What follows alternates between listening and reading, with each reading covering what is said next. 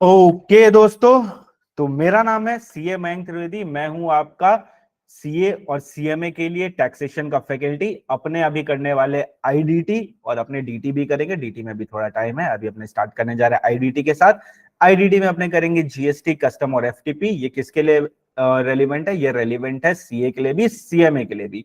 जिन लोग के स्क्रीन थोड़ी टेढ़ी आ रही है वो क्या करेंगे, वो अपना ऑटो रोटेशन को करेंगे ऑफ या ऑन, जो भी है। ऑटो रोटेशन को ऑफ ऑन करो, उसके बाद स्क्रीन को ऐसे लैंडस्केप में करो तो तुमको फुल स्क्रीन दिखेगा तुम्हारे इसमें क्या बोलते हैं मोबाइल पे। और लैपटॉप पे देख रहे होगे तो फुल स्क्रीन आ ही रहा होगा, डबल क्लिक कर देना, फुल स्क्रीन हो जाएगा। सब अपने कैमरा ऑन कर लेंगे ताकि मैं सबको देख सकूं। जितने कर सकते हो उतने तो कर लो। सर वीडियो नहीं आ रहा, वीडियो नहीं आ रहा है क्या? जल्दी कमेंट में बोलो वीडियो तो आ रहा है, मेरे को लग रहा है वीडियो आ रहा है। अगर तुम्हारा वीडियो नहीं आ रहा है तो तुम एक बार एग्जिट करके वापस से ज्वाइन इन करो तो शायद तुम्हारा वीडियो आ जाएगा। क्लैरिटी ठीक है? दिख रहा हूं? हाँ एकदम दिख रहा हूँ, नोट्स भी दिख रहे हैं। तो चलो शुरू करते हैं फिर आज का सेशन। सबसे पहले हम क्या करने आए हैं यहाँ पे? हम करने आए हैं आईडीटी, इनडायरेक्ट टैक्सेस। किसके लिए करने आए हैं? सीए फाइनल के लिए भी, सीएमए फाइनल के लिए भी। सीए फाइनल के लिए ये ग्रुप 2 में paper number 5 and CMA final के लिए ये ग्रुप 4 में पेपर नंबर 19। ठीक है, correct me if I am wrong. थोड़ा सा सिलेबस के बारे में जान लेते हैं आगे बढ़ने से पहले तो बेटर रहेगा। तो सबसे पहले बात करते हैं सीए फाइनल के लिए। तो सीए फाइनल के सिलेबस में जो हमारा आईडीटी है वो 3 पार्ट में डिवाइडेड है। सबसे पहला जो पार्ट है वो है जीएसटी का, दूसरा पार्ट है कस्टम का, तीसरा पार्ट है एफटीपी का। अब देखो, जीएसटी में 80 मार्क्स की जीएसटी आती है आईडीटी में, आईडीटी में 80 मार्क्स की जीएसटी आती है। कस्टम और एफटीपी दोनों मिला के 20 मार्क्स का आता है। अगर आप स्टडी मटेरियल खोलोगे तो उसमें आपको दिखेगा कि कस्टम्स और एफटीपी दोनों मिला के 20 मार्क्स का आता है। बट जो पास्ट में हमने देखा है, जिस हिसाब से पेपर सेट हुए, उससे अपने को एक चीज क्लैरिटी में आई है कि जो कस्टम है वो जनरली 15 मार्क्स का आता है और एफटीपी जो है वो 5 मार्क्स का आता है। क्या ऐसा बाइफर्केशन ऑलवेज होगा? The answer is no. हो भी सकता है, नहीं भी हो सकता है, बिकॉज उन्होंने क्या बोला, दोनों मिला के 20 मार्क्स का आएगा। बट जनरली क्या होता है, 15 मार्क्स का कस्टम आता है, 5 मार्क्स की एफटीपी आती है। सर हम क्या कवर करने वाले? तो हम लोग जीएसटी भी कवर करेंगे, कस्टम्स भी कवर करेंगे, एफटीपी भी कवर करेंगे। 100% कवरेज करेंगे क्वेश्चन आंसर वगैरह के साथ। बात करते हैं सीएमए फाइनल की। तो सीएमए फाइनल का सिलेबस एग्जैक्टली सेम है, बस मार्क्स डिस्ट्रीब्यूशन थोड़ा अलग है। उसमें भी जीएसटी है, कस्टम है, एफटीपी है। उसमें जो जीएसटी है वो होती है 70 मार्क्स की। कस्टम्स और एफटीपी दोनों मिला के 30 मार्क्स का होता है, जिसमें जनरली कस्टम 20 मार्क्स का आता है, एफटीपी 10 मार्क्स का आता है। वहां पे भी कोई क्लियर बाइफर्केशन नहीं, बट जनरली ऐसा देखा गया। तो ये एक ओवरव्यू है आपके सिलेबस का कि किस तरह आपका सिलेबस डिवाइडेड है, हम लोग क्या क्या पढ़ने वाले। अब बात करते हैं स्टडी मटेरियल। आपको क्या क्या मिलेगा? बुक डिस्पैच स्टार्ट हो गया, तो आप लोग को अकॉर्डिंगली 3 4 5 दिन जहां पे भी आप रहते हो आपके लोकेशन के हिसाब से आपको बुक मिल जाएगी। स्टडी मटेरियल में आपको मिलेगा एक कॉन्सेप्ट बुक और एक कंपाइलर। कंपाइलर में सारे मेजर क्वेश्चन कवर्ड है जो कि रेलिवेंट है अपने एग्जाम के लिए, यानी जो जो अपने को बनाने हैं जिससे अपने सारे कॉन्सेप्ट्स क्लियर हो जाएंगे, वो सारे इसमें कवर्ड है। कॉन्सेप्ट बुक जो अपनी है वो डिवाइडेड है 5 पार्ट्स में। जब आपके पास बुक आएगी तो आपको दिख जाएगा। आपकी जो बुक है वो 5 पार्ट्स में डिवाइडेड है, part A, part B, part C, part D और पार्ट ई में। क्या ये एबीसी है? क्या एबीसी एनालिसिस नहीं है ये बस एक पार्ट वाइज बाइफर्केशन है, जो सेम कॉन्सेप्ट को एक पार्ट में रखते हैं फिर दूसरे कॉन्सेप्ट को एक पार्ट में। इस तरह क्या होता है, अपना प्रिपरेशन काफी अच्छे से हो जाता है सिलेबस का। अब अपनी जो बुक है कॉन्सेप्ट बुक, वो टोटल अप्रोक्सीमेटली 240 पेजेस की है। क्या ये 240 पेजेस में सब कुछ कवर्ड है? जी हाँ, सब कुछ कवर्ड है। Each and everything is covered over here. आपको इसके अलावा और कुछ नहीं करना है, बस कुछ कुछ ऐसे टॉपिक है जिसके लिए अपने को स्टडी मटेरियल में जाना पड़ेगा रेफरेंस के लिए, वो मैं बताते चलूंगा। माइनर कितना, 3% या 4%। उसके अलावा इस बुक में सब कुछ कवर्ड है, जिसको आपको ध्यान से एकदम बारीकी से इस बुक को अपने को करना है, पढ़ना है और एकदम अपने जहन में उतार लेना है इस बुक को अपने को। ओके सर, समझ गए हम। अब आपको जो स्टडी मटेरियल मिलेगी ना, वो मोर देन सफिशिएंट है जिससे आप इजीली एग्जामिनेशन को स्कोर कर पाओगे। मटेरियल बहुत ज्यादा स्पेशियस है। क्यों स्पेशियस है? बिकॉज आपको नोट्स लिखने होंगे, आपको अपना समरी बनाना होगा, आपको जो कुछ भी करना है बस उसी बुक में करोगे। क्यों उसी बुक में करोगे? बिकॉज 1.5 डेज में अपने इसी बुक को रेफर करेंगे और इसी बुक से अपने अच्छे से प्रिपरेशन करेंगे। ठीक है, 1.5 डे में ये book the most important book बन जाएगी आपके लिए। कंपाइलर में सारे इंपॉर्टेंट क्वेश्चन कवर है, सारे क्वेश्चन हम लोग क्लास में बनाएंगे in class work and homework format में प्रेजेंटेशन के साथ। एमसीक्यू वगैरह भी अपने कवर करेंगे यहाँ पे, नहीं तो यूट्यूब पे, तो वो कवर हो जाएगा। ये बैच किसके लिए? अगर आप फर्स्ट टाइम कर रहे हो तो भी ये बैच आपके लिए, अगर आपने पहले पढ़ रखा है तो भी ये बैच आपके लिए। सारे अमेंडमेंट हम लोग इसी क्लास में कवर करेंगे, इक्का दुक्का कुछ अलग होगा तो वो यूट्यूब पे सेपरेटली आ जाएगा, तो वहां से अपने देख लेंगे। क्लास का एक प्राइवेट टेलीग्राम ग्रुप है जो आपको आया होगा मेल पे, उसको डेफिनेटली ज्वाइन कर लेना, बिकॉज उसी के थ्रू मैं आपसे कम्युनिकेट करूंगा, अदरवाइज मैं आपसे कम्युनिकेट नहीं कर पाऊंगा। रिकॉर्डिंग जैसे अभी क्लास हुआ तो इसकी रिकॉर्डिंग इवनिंग तक या नेक्स्ट डे मॉर्निंग तक आ जाएगी। इसकी रिकॉर्डिंग हमारे ओन ऐप में आ जाएगी। मैं कोशिश करूंगा कि इवनिंग तक आपको रिकॉर्डिंग दे सकूं ताकि आप नेक्स्ट क्लास में आने से पहले रिकॉर्डिंग कंप्लीट कर लो। मेरा ट्राई यही रहेगा कि 6-7 बजे तक आपको रिकॉर्डिंग मिल जाए ऐप में, तो आप ऐप में रिकॉर्डिंग व्यू कर सकते हो, नहीं तो लेटेस्ट नेक्स्ट डे आपको रिकॉर्डिंग मिल जाएगी। इसी के साथ साथ रिवीजन और टर्बो मैराथन तो आपको मिलेगा ही, वो तो कोई डाउट ही नहीं है, वो तो आपको मिलना ही है यूट्यूब पे, उसके थ्रू अपने रिवाइज करेंगे। बहुत लोग का क्वेरी रहता है क्या 1.5 व्यू सफिशिएंट है क्या? तो सबसे पहली बात तो तुम लाइव देख रहे हो, उसके साथ तुमको 1.5 एडिशनली मिलेगा, तो तुम्हारे पास 2.5 व्यू हो गया। उसके अलावा अगर तुमने एक बार लाइव देख लिया ना, उसके बाद तुमको सिर्फ रिवीजन वीडियो देखना, तुमको दोबारा क्लास देखने की नीड ही नहीं लगेगी, एक्सेप्ट क्यों कोई फ्यू कॉन्सेप्ट है या कोई एग्जांपल है जो नहीं याद आ रहा है, बस उसके लिए तुमको उसको देखना पड़ेगा, अदरवाइज तुम्हारे लिए मोर देन सफिशिएंट है एक बार क्लास कर लेना। अब बात करते हैं 4 पिलर प्लस 1 पिलर जो अपने लिए बहुत ज्यादा इंपॉर्टेंट है। अपना पूरा बैच इसी पे टिका हुआ है। सबसे पहले कॉन्सेप्ट बुक मैंने दिखा दिया, कंपाइलर मैंने बता दिया, ये दो सबसे इंपॉर्टेंट है। आपको 2 नोटबुक मेंटेन करनी है, ठीक है? एक नोटबुक में आप चार्ट और समरी बनाओगे, और एलएमएस में मैं जो भी एग्जांपल्स वगैरह करवाऊंगा वो सारे आप उसमें नोट डाउन करोगे। दूसरी नोटबुक होगी जिसमें आप क्वेश्चन को बाय हैंड सॉल्व करोगे, ये सबसे ज्यादा इंपॉर्टेंट है, ठीक है? क्वेश्चन को अपने लिख लिख के सॉल्व करेंगे, जितने भी है पूरा कंपाइलर अपने लिख लिख के सॉल्व कर लेंगे आपका मार्च एंड होने से पहले। अब चार्ट एंड समरी एलएमएस में जो आएगी, वो एलएमएस जो है वो जो क्लास की ग्रुप है, प्राइवेट ग्रुप, वहां पे शेयर कर दिया जाएगा, तो क्लास स्टूडेंट के लिए रेलिवेंट है। आप लोग इसको किसी और के साथ शेयर मत करना, ना किसी और को देना, ये सिर्फ और सिर्फ क्लास स्टूडेंट्स लोग के लिए, ठीक है?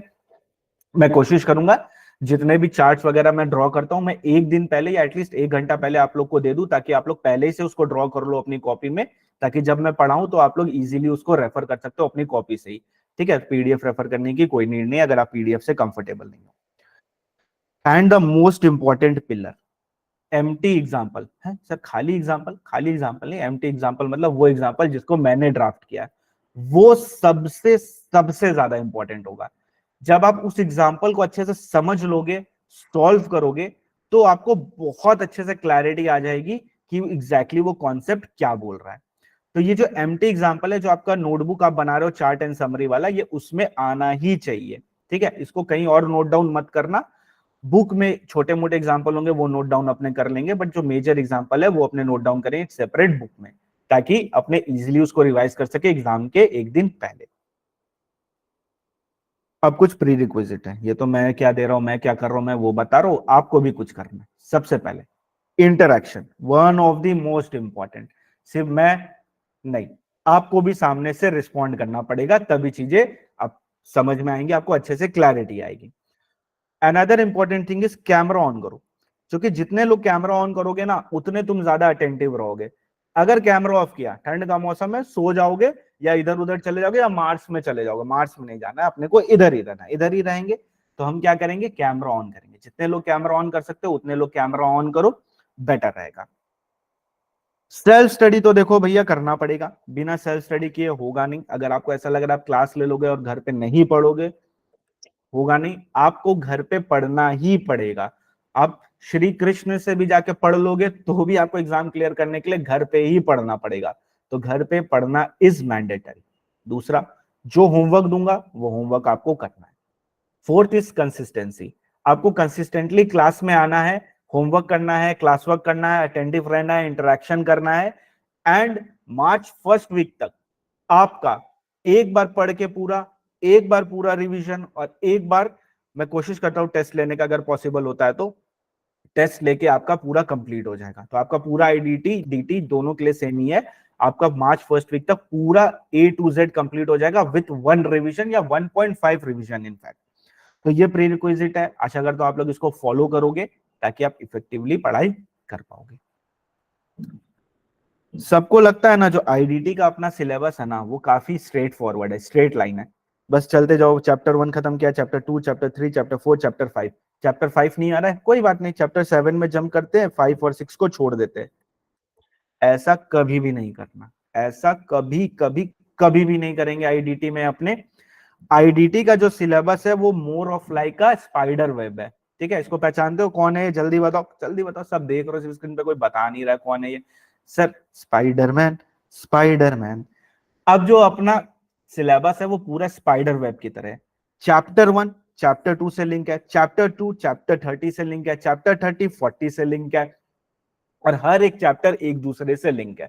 तो अगर आप ऐसा सोचोगे कि आप कोई चैप्टर छोड़ दोगे तो वो पॉसिबल नहीं है। आपको सारे चैप्टर को एक साथ लेके चलना पड़ेगा, तभी इफेक्टिवली आप प्रिपरेशन अपनी कर पाओगे, इफेक्टिवली आप पढ़ाई कर पाओगे।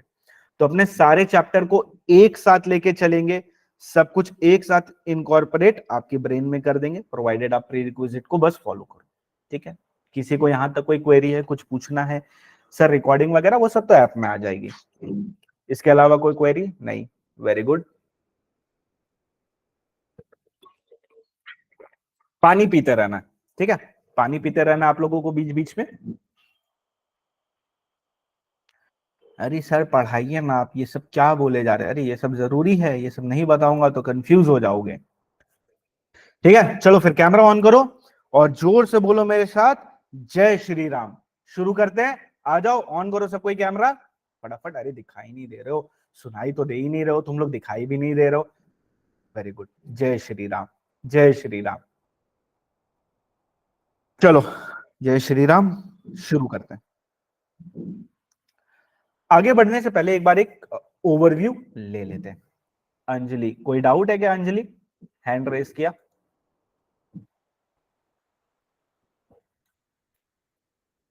बोलो,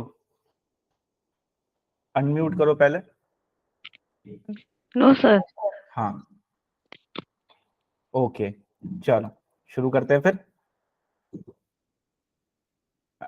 एक्सप्रेशन से भी तुम लोग बता सकते हो, मैं समझ जाऊंगा। यस नो, नो यस, ठीक है। चल शुरू करते हैं। अभी पहले अपने देखते हैं कि जीएसटी आने से पहले क्या था, एक मोटा मोटी क्या सिनेरियो था, क्या होता था। तो हमारी जो गवर्नमेंट थी वो मोटा मोटी 3 प्रकार से अपने से टैक्स कलेक्ट करती थी, ठीक है। एक था एक्साइज ड्यूटी, जो कि मैन्युफैक्चरिंग पे लगता था, यानी आप कोई भी गुड्स को मैन्युफैक्चर करते हो, गुड्स को याद रखना, ठीक है, गुड्स को मैन्युफैक्चर करते हो तो आपको एक्साइज ड्यूटी का पेमेंट करना पड़ता था। ये एक्साइज ड्यूटी कौन से किसको मिलता था, कौन सी गवर्नमेंट को? तो सेंट्रल गवर्नमेंट को भी मिलता था, स्टेट गवर्नमेंट को भी मिलता था। दूसरा एक तरीका था उनका वैट। अब एक्साइज इज फॉर मैन्युफैक्चरिंग, तो वैट किसके लिए था? तो वैट तब था जब सप्लाई चेन में आपका गुड्स आगे बढ़ता था। कैसे? मैन्युफैक्चरर से डीलर तो वैट, डीलर से रिटेलर तो वैट, रिटेलर से अल्टीमेट कस्टमर तो वैट। जब भी सप्लाई चेन में आगे फॉरवर्ड होता था तो उसमें वैट लगता था, वैल्यू एडेड टैक्स। ये कौन कलेक्ट करता था? ये स्टेट गवर्नमेंट कलेक्ट करती थी। इससे जितना भी रुपए आता था वो स्टेट गवर्नमेंट को चला जाता था। सर्विस पे लगता था सर्विस टैक्स। ये कब लगता था? आप कोई भी प्रोफेशनल सर्विस लेते थे किसी भी प्रकार की तो उस पे सर्विस टैक्स लगता था, रेस्टोरेंट वगैरह हर चीज पे सर्विस टैक्स लगता था। टैक्स का पैसा किसको जाता था? सेंट्रल को जाता था।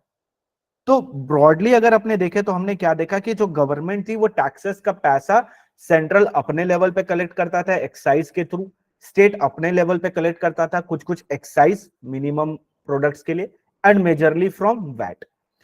सर्विस टैक्स के केस में सेंट्रल गवर्नमेंट पूरा का पूरा पैसा अपनी जेब में रखता था। तो काफी ज्यादा यहाँ पे प्रॉब्लम क्रिएट होता था। सब प्रॉब्लम कैसे क्रिएट होता था? प्रॉब्लम कैसे क्रिएट होता था? आओ एक स्टेप और पीछे चलते हैं। वैट के पहले क्या होता था? तो हम बात कर रहे हैं सेल्स टैक्स की। मिस्टर ए है, ठीक है, ये अभी नोट डाउन करने की जरूरत नहीं है, क्लास स्टूडेंट्स के लिए मैं शेयर करूंगा एलएमएस, क्लास खत्म होने के बाद, तो आप लोग उसके थ्रू देख के नोट डाउन कर सकते हो, ठीक है। अभी सिर्फ फोकस करते हैं समझने में। मिस्टर ए ने एक प्रोडक्ट को मैन्युफैक्चर किया, ठीक है, 100 रुपीज का वो प्रोडक्ट था। अभी एक्साइज वगैरह नहीं देख रहे, अभी देख रहे जब सप्लाई चेन में आगे जाएगा तब क्या होता है, ठीक। 100 रुपीज का वो प्रोडक्ट था, उसमें जो उनका सेल्स टैक्स लगा वो लगा 30%। अब 100 रुपए का माल बचा बनाया है तो 100 रुपए में थोड़ी बेचेगा, ऑब्वियसली कुछ प्रॉफिट ऐड करेगा, वो उसमें कुछ कमाएगा ना। तो उसने 10% प्रॉफिट अर्न करने का उसमें सोचा। तो अब वो प्रोडक्ट को कितने में सेल करेगा, 100 + 10%, दैट इज 110 रुपीज में उसको सेल करने की कोशिश करेगा। जैसे ही वो 110 में उसको सेल करने जाएगा, गवर्नमेंट उसको बोलेगी कि सप्लाई चेन में आगे मूव कर रहा है, तुम मेरे को सेल्स टैक्स दो, ठीक है, वैट के पहले की कहानी पड़ रहा है, तुम मुझे सेल्स टैक्स दो। तो हमने इस पे 30% सेल्स टैक्स दिया, 33 रुपीज, टोटल आया अपने पास 143 रुपीज। तो ए ने बी को अगर प्रोडक्ट सेल किया है तो बी से कितना रुपया कलेक्ट करेंगे, तो बी से हम कलेक्ट करेंगे 143 रुपीज। 143 रुपीज में जो 110 रुपए, 110 रुपीज है, ये तो मिस्टर ए की पॉकेट में ही जाएगा, बिकॉज ये तो उसने सोचा ही था कि 10 रुपए का प्रोडक्ट है, 100 रुपए का प्रोडक्ट है, 10 रुपए में प्रॉफिट कमाऊंगा, 110 में अपनी पॉकेट में डाल दूंगा। ये 33 रुपीज कहां जाएगा इस 143 में, तो ये 33 रुपीज गवर्नमेंट के पास चला जाएगा। किसके पास चला जाएगा, गवर्नमेंट के पास। कौन डिपॉजिट करेगा इस 33 को, मिस्टर ए डिपॉजिट करेगा गवर्नमेंट को 33 को। क्या ये 33 रुपीज मिस्टर ए ने अपनी पॉकेट से दिया है क्या, the answer is no. He has collected from mister B, इसने मिस्टर बी को सेल किया तो he has collected it from mister B.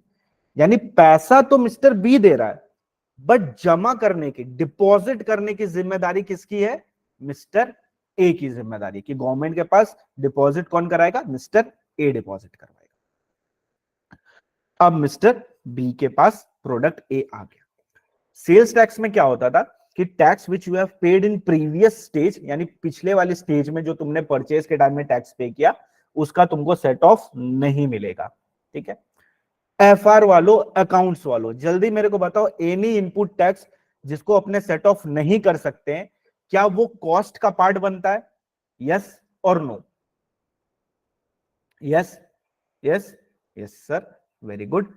अगर कोई भी इनपुट टैक्स जिसको अपने सेट ऑफ नहीं कर सकते, हमने अकाउंट्स में क्या पढ़ा है कि वो कॉस्ट का पार्ट बनेगा। सेल्स टैक्स में set of is not possible. तो मिस्टर बी ने अगर 143 रुपीज पे किया है तो उसको कितना रुपया, कितना कॉस्ट दिखाएगा उस प्रोडक्ट का अपने बुक्स में, 143 दिखाएगा, बिकॉज वो सेट ऑफ नहीं कर सकता उसको। तो जो 143 में उसने परचेज किया, वही 143 उसकी क्या बन गई, कॉस्ट बन गई। अब ये भी कुछ प्रॉफिट रखना चाहेगा उसी सेम प्रोडक्ट में, उसमें कुछ एडिशन नहीं हुआ, सेम ही प्रोडक्ट है, आ रहा है और आगे बढ़ते चले जा रहा है। मिस्टर बी ने मिस्टर सी को सेल किया। जब मिस्टर सी को सेल किया तो उसने सोचा 12% तो एटलीस्ट प्रॉफिट में रखूंगा, और 30% सेल्स टैक्स तो ऑलरेडी चल ही रहा था। तो बताओ वो कस्टमर से कितना कलेक्ट करेगा, तो आप बोलोगे 143 + 12% और इसका +30% वो कस्टमर से कलेक्ट करेगा। जल्दी बताओ कितने रुपए कलेक्ट करेगा, जल्दी कैलकुलेटर कैलकुलेटर बैटरी बचाने के लिए रखे हो क्या, उठाओ उठाओ उठाओ उठाओ उठाओ, चलो चलो चलो चलो। सर हम लोग दिमाग से ही कर लेते हैं। 208, 208, 208, सर 208। तो टोटल अमाउंट अपने कस्टमर से कितना कलेक्ट करेंगे, 208। इसमें से गवर्नमेंट के पास अपने कितना जमा करवाएंगे, 48 रुपीज, बिकॉज ये 48 रुपीज ही अपना टैक्स बन रहा है, तो 48 रुपीज हम जमा करवा देंगे। इनपुट अपने को कुछ मिलता नहीं है, तो 48 रुपया अपने गवर्नमेंट के पास जमा करवा दिया। अब देखो प्रॉब्लम, प्रॉब्लम देखो, प्रोडक्ट तो 100 रुपीज का ही था ना, कोई चेंज नहीं हुआ प्रोडक्ट में, कोई पैकिंग नहीं हुई, कुछ भी ऑपरेशन कुछ भी नहीं हुआ प्रोडक्ट का, एज इट इज बस आगे प्रोसीड हुआ। देखो वो 100 रुपए का प्रोडक्ट सिर्फ सेकेंड स्टेज पे ही 208 रुपए का हो गया, ठीक है। 100 रुपए का प्रोडक्ट 208 का हो गया। सर वैल्यू एडिशन हुआ ना प्रॉफिट का, हुआ, बट कितना हुआ, 10% और 12%, बट इंक्रीज कितना हो गया, ऑलमोस्ट डबल हो गया वो प्रोडक्ट का दाम। यानी अब मिस्टर सी जब अपने बुक्स में दिखाएंगे तो 208 का दिखाएंगे। इसकी वजह से क्या होता है, इन्फ्लेशन। क्या होता है, इन्फ्लेशन। अननेसेसरी प्रोडक्ट का दाम इंक्रीज हो गया 100 से 208। कोई चेंजेस नहीं हुआ, कोई मेजर चेंजेस नहीं हुआ प्रोडक्ट में, अननेसेसरी प्रोडक्ट का दाम इंक्रीज हो गया। इसको सॉल्व करने के लिए, इस प्रॉब्लम को सॉल्व करने के लिए इंट्रोडक्शन हुआ वैट का। इसका इंट्रोडक्शन हुआ वैट, वैल्यू एडेड टैक्स। अरे कैमरा ऑन करो, कहां चले गए, सबके सब सो गए क्या? चलो अब सेम एग्जांपल लेते हैं वैट के पर्सपेक्टिव से। वैट में क्या डिफरेंस आया? वैट सिंपल से बस एक ही लाइन बोला, प्रीवियस स्टेज पे जो टैक्स का पेमेंट किया था ना तुमने, वो तुमको सेट ऑफ अलाउ करेंगे। अब ये कैसे होता है, क्या होता है, समझते हैं। ये बहुत इंपॉर्टेंट बेस है, सब यहाँ पे ध्यान देंगे। इसी के बेस पे पूरा जीएसटी अपने अच्छे से समझेंगे। आईटीसी चैप्टर एक बहुत बड़ा चैप्टर होता है, उसको भी इसी के बेस पे अपने समझना है, ठीक है? तो सबका फोकस यहाँ पे होना चाहिए। कैमरा ऑन करो, मेरे को दिखाई दो सब कोई, कहाँ चले गए सबके सब। अब mister A is the first step, ठीक है? तो अभी प्रीवियस कोई टैक्स पे नहीं किया इसने, ठीक है? फर्स्ट स्टेप मिस्टर ए, इसने मैन्युफैक्चरिंग करके एक प्रोडक्ट बनाया। प्रोडक्ट की कॉस्ट थी 100 रुपीज, प्रॉफिट था 10%, वैट लगता था 30% का। सेलिंग प्राइस कितनी हुई? सेम 143। अब जब ये इनवॉइस रेज करेगा तो उसमें सेलिंग प्राइस कितना दिखाएगा? 110। ये किसकी पॉकेट में जाएगा? मिस्टर ए की पॉकेट में जाएगा। 33 रुपीज जो वैट लगा है, ये किसकी पॉकेट पे जाएगा? तो 33 रुपीज जो वैट लगा है वो गवर्नमेंट के पास जमा करवा देगा। किससे कलेक्ट करेगा? बी से कलेक्ट करेगा। मिस्टर ए गवर्नमेंट के पास डिपॉजिट कर देगा। टोटल अमाउंट बी से कितना कलेक्ट करेगा? 143। यहां तक कोई डिफरेंस नहीं। 33 वो जमा करवा देगा, इनपुट कुछ है नहीं बिकॉज अपने फर्स्ट स्टेज पे ही खड़े, ठीक है? 33 रुपीज का नेट पेमेंट वो कर देगा। जब प्रोडक्ट आया मिस्टर बी के पास, तो any tax which is paid by mister B and it is allowed to be set off in the next stage, क्या उसको कॉस्ट का पार्ट बनाते हैं क्या? नो, वो कॉस्ट का पार्ट नहीं बनता। वेरी गुड, सबको ही बोलो, common common, interact interact interact interact. हम लोग रिकॉर्डिंग नहीं कर रहे हैं, हम लोग लाइव क्लास कर रहे हैं, ठीक है? नो नो नो, ठीक। तो मिस्टर बी क्या दिखाएगा कॉस्ट? तो मिस्टर बी 110, 110 ही अपना कॉस्ट दिखाएगा। वो 33 रुपीज जो उसने पे किया है वो एज एन इनपुट टैक्स उसके बैलेंस शीट में चला जाएगा। कहां चला जाएगा? बैलेंस शीट में चला जाएगा। यानी ये 33 रुपया बैलेंस शीट में करंट एसेट में चला जाएगा क्या? द आंसर इज यस, ये करंट एसेट है। ये मैंने पहले ही पे कर दिया है। क्या? मैंने पहले ही पे कर दिया है, तो ये करंट एसेट के में चला जाएगा। अब हमारे लिए कॉस्ट 110 है, हम 12% प्रॉफिट लेंगे। सेम पुराना एग्जांपल चल रहा है, वैट 30% लगने वाला है। अब देखो क्या होगा, 110 का 12% और उस पे 30% वैट। जल्दी बताओ, अब मिस्टर बी जब मिस्टर सी को सेल करेगा तो कितने प्राइस पे सेल करेगा? 160, 160, 160 राउंड ऑफ पे चल रहे हैं अभी अपने। तो 160 रुपीज में वो उसको सेल कर देगा। सेलिंग प्राइस वो दिखाएगा 123 because mister C is also eligible for input credit. यानी 37 रुपीज जो टैक्स मिस्टर सी पे करेगा और मिस्टर बी डिपॉजिट कर रहा है गवर्नमेंट के पास, वो मिस्टर सी सेट ऑफ कर सकता है। तो 123 selling price, 37 is the VAT का output and 160 rupees is the total amount payable. थांबा, ध्यान से देखो, अभी तुमको एक चीज यहां पे नोटिस हो जाएगी। 100 का product 160, same profit, same example, same tax rate. Inflation कम हुआ? द आंसर इज यस, कम हुआ। फर्स्ट टाइम क्या हुआ था? 100 का 208, अब क्या हुआ?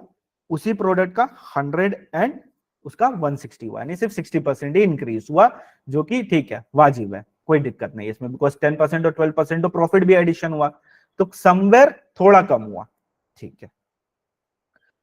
अब मिस्टर बी कितना टैक्स का पेमेंट करेंगे?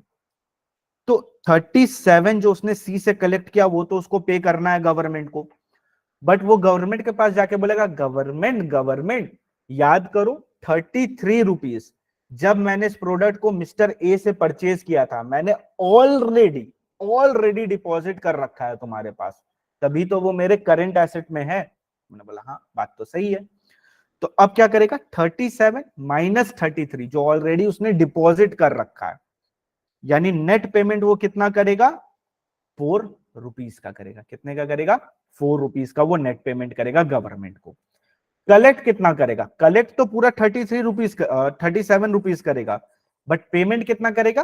4 रुपीज, बिकॉज 33 रुपीज वो ऑलरेडी डिपॉजिट कर दिया अपने जेब से।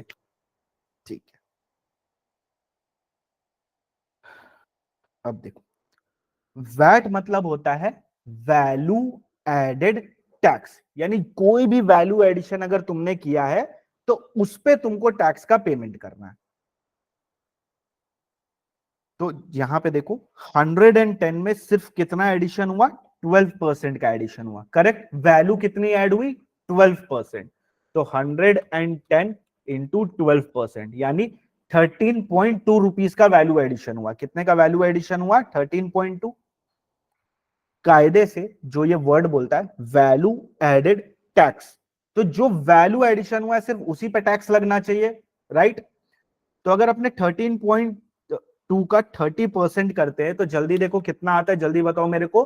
3.96, यानी राउंड ऑफ करते हैं, 4 रुपीज आता है। तो देखो क्या 4 रुपीज पे ही टैक्स का पेमेंट हुआ है, हाँ 4 रुपीज पे ही टैक्स का पेमेंट हुआ है। क्यों, बिकॉज जो सिर्फ वैल्यू एडिशन हुआ है सिर्फ उतने ही अमाउंट पे हमने टैक्स का पेमेंट किया है। क्लियर एवरीबॉडी, कोई डाउट है यहां तक, इजी। अब एक सिर्फ लाइन बोलूंगा जो तुम लोग को बहुत ज्यादा हेल्प करेगी, ठीक है। बट उसके पहले, if you have understood it, kindly solve this question for me. Mister MT purchased the product A for rupees 1,18,000 including 18% VAT on 1/4/2023. On 2nd April 2023 he sold product A for 1,20,000 plus 18% VAT. Calculate output tax liability. चलो करो calculate फटाफट, calculator use करो। Sir हमको calculator की need नहीं है, हम दिमाग से ही कर लेंगे। एक आंसर आ गया मेरे पास, दो आ गए।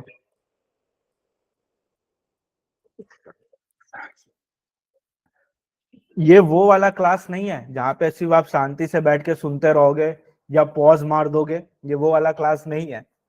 ये वो वाला क्लास नहीं है जो 1.5 घंटे की क्लास 3 घंटे में खत्म होती है। ठीक है, चल 3600, ओके। इजी कैसे आया, 118 डिवाइडेड बाई 118% अगर करेंगे तो कितना आएगा, 1 लाख रुपए, कितना आएगा, हाँ ठीक है एवरीबॉडी। तो अपना टैक्स कितना बनेगा, अपना टैक्स बनेगा 18,000 का। आउटपुट टैक्स कितना बनेगा अपना 18, सॉरी इनपुट टैक्स कितना बनेगा, परचेज के टाइम में जो हमने टैक्स का पेमेंट किया है वो हमने किया है 18,000 रुपीज का पेमेंट किया है हमने। अब देखो जब हम सेल कर रहे हैं तो हमने कितना, 1,20,000 इंटू 18% वैट। तो कितना का वैट बन रहा है अपना, 1,20,000 इंटू 18% वैट, बन रहा है 21,600। इसमें से 18,000 अगर अपने माइनस कर देंगे जो कि हमने इनपुट पे टैक्स का पेमेंट किया है, तो जो नेट पेमेंट अपने को करना है वो करना है 3,600। सिंपल है, easy. Yes sir, very much easy, इसमें क्या था। तो if it is easy then solve this question for me. एक ट्रिक है इसमें, बता देता हूं, जल्दी से मेरे को बताओ वैट कौन कलेक्ट करता है, जल्दी जल्दी जल्दी जल्दी, अभी हमने पढ़ा है थोड़ी देर पहले। कौन, स्टेट गवर्नमेंट या सेंट्रल गवर्नमेंट, जल्दी। State government, very good, state government, state government, very good very good. And service tax कौन कलेक्ट करता है, सेंट्रल, सेंट्रल, वेरी गुड, ठीक है। क्या स्टेट और सेंट्रल का आपस में बनता है क्या, नहीं नहीं बनता है। तो क्या जो इनपुट टैक्स मैंने पे किया सर्विस टैक्स में, क्या मैं वो आउटपुट टैक्स ऑफ वैट से सेट ऑफ कर सकता हूं क्या, द आंसर इज नो, नहीं कर सकता हूं, ठीक है। तो चलो अब इस क्वेश्चन को इस कॉन्सेप्ट के बेसिस पे सॉल्व करके दो मेरे को। एमटी ने परचेज किया प्रोडक्ट है 1,18,000 इंक्लूडिंग 18% वैट। एमटी ने सर्विस ली है 1,05,000 की including 5% service tax, and product ए को उसने सेल किया 1,20,000 प्लस 18% वैट पे, ठीक है। देखो अब ध्यान से देखो, यहां पे दो चीजें आएंगी, एक तो आएगा अपना वैट, एक आएगा अपना सर्विस टैक्स। हमने सर्विस ली है तो सर्विस पे तो मेरा एक टैक्स लगा होगा, कितना लगा होगा, 1,05,000, देखो 1,05,000 पे कितना, 5%, ठीक है। तो 1,05,000 पे 5%, तो कितना हुआ 5,250। क्या इतना सर्विस टैक्स मैंने जब वो सर्विस लिया होगा तो मैंने पे किया होगा सर्विस प्रोवाइडर को? हाँ, जमा सर्विस प्रोवाइडर नहीं करवाया, कॉन्सेप्ट इज सेम, जमा तो उसी ने करवाया, बट पैसे तो मेरे गए ना। किसकी जेब से गए पैसे? पैसे तो मेरी जेब से गए ना। तो मेरी जेब से कितने रुपए गए? 5250। अब सेम लाइन पे इसको लेते हैं, सेम ही एग्जांपल है, तो इसका टैक्स कितना आने वाला है? 3600। कैसे आया? सेम ही है। अपने कितने में परचेज? 18,000 इनपुट टैक्स था, एंड अपना कितना यहाँ पे 21,600 आउटपुट टैक्स था। दोनों को माइनस किया तो अपना कितना बना? 3,600। सर 5,000 होगा? हाँ हाँ 5,000 होगा, 5,000 होगा, इंक्लूडिंग है, 5,000 होगा। ठीक है ठीक है ठीक है, गलती हो गई, गलती हो गई, गलती हो गई, माफ कर दो मेरे को, माफ कर दो, 5,000। ठीक है, देखो, आउटपुट टैक्स का पेमेंट मेरे को करना है 3,600 का, और सर्विस टैक्स में मेरे को पेमेंट करना है 5,000 रुपीज का। ओ माय गॉड, यानी मेरे को 8,600 रुपए अल्टीमेटली मेरे जेब से कितने निकले? अल्टीमेटली मेरे जेब से निकले 8,600। ये था प्रॉब्लम। सेल्स टैक्स वाला प्रॉब्लम तो वैट ने सॉल्व कर दिया। वैट और सर्विस टैक्स वाला प्रॉब्लम आया, उसको किसने सॉल्व किया? उसको सॉल्व किया जीएसटी। जीएसटी ने क्या बोला कि हम गुड्स का टैक्स, सर्विस का टैक्स और भी बहुत सारे टैक्सेस सबको एक साथ एक कर देंगे, मिला देंगे। तो क्या इसका यह मतलब होता है कि सर्विस पे अब सर्विस टैक्स तो नहीं, जीएसटी लगेगा, यानी सर्विस पे जो जीएसटी लगेगा वो जो हम गुड्स को सेल करके आउटपुट टैक्स बन रहा है उससे सेट ऑफ कर सकते हैं? क्या उस इनपुट को अपने आउटपुट से सेट ऑफ कर सकते हैं गुड्स का? The answer is yes, because अब सारे टैक्सेस एक साथ इकट्ठे हो गए, एक जगह आके समेट गए। ठीक है, तो अब क्या हो रहा है? सर्विस पे तुमने जीएसटी पे किया, गुड्स के परचेज पे तुमने जीएसटी पे किया, ये दोनों जीएसटी एक ही माना जाएगा, ये एक ही टैक्स है, अलग टैक्स नहीं है। अब जब तुम आउटपुट में कोई गुड्स को सेल करोगे तो सर्विस वाला इनपुट और गुड्स वाला इनपुट दोनों को तुम ले सकोगे, दोनों को तुम ले सकते हो। ठीक है, तो इसके बेसिस पे ये क्वेश्चन सॉल्व करो, ये एकदम तुम्हारे ऊपर है। हर कोई ये वाला क्वेश्चन को एक बार जरूर अटेम्प्ट करो, पूरा कॉन्सेप्चुअल क्लैरिटी आ जाएगा। पूरा अभी तक हमने जो भी पढ़ा है वो सब कुछ इस वाले एग्जांपल में मैंने कवर किया है। ठीक है, एक बार खुद से ट्राई करो। गो अहेड, कैमरा ऑन करो, दिखाई नहीं दे रहा, सो गए हो क्या तुम लोग?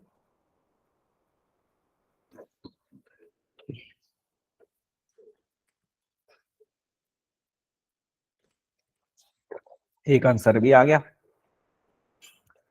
अनूप एक बार चेक करना आंसर अपना। Very good, very good. Saurabh, अच्छा चेक करो सौरभ एक बारी। राहुल,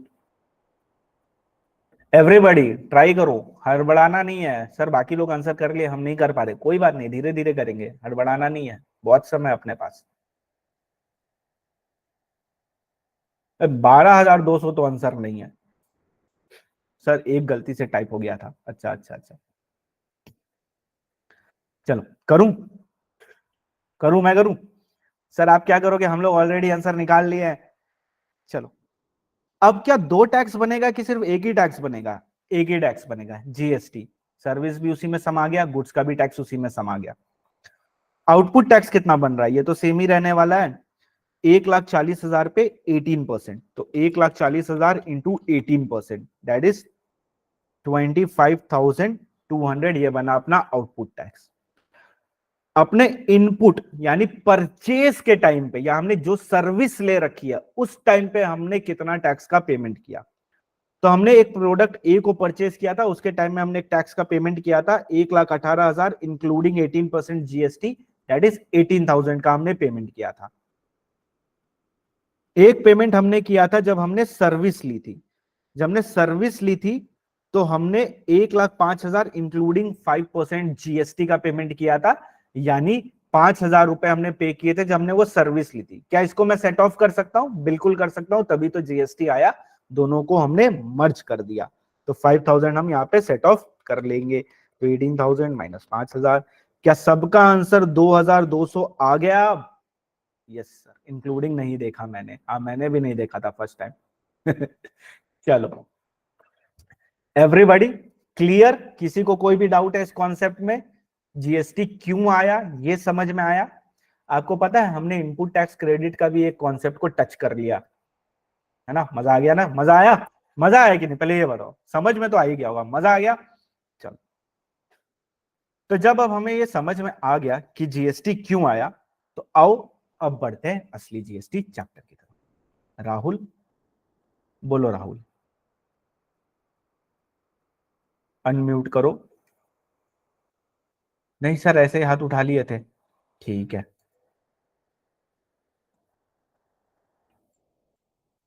चलो स्टार्ट करें आप।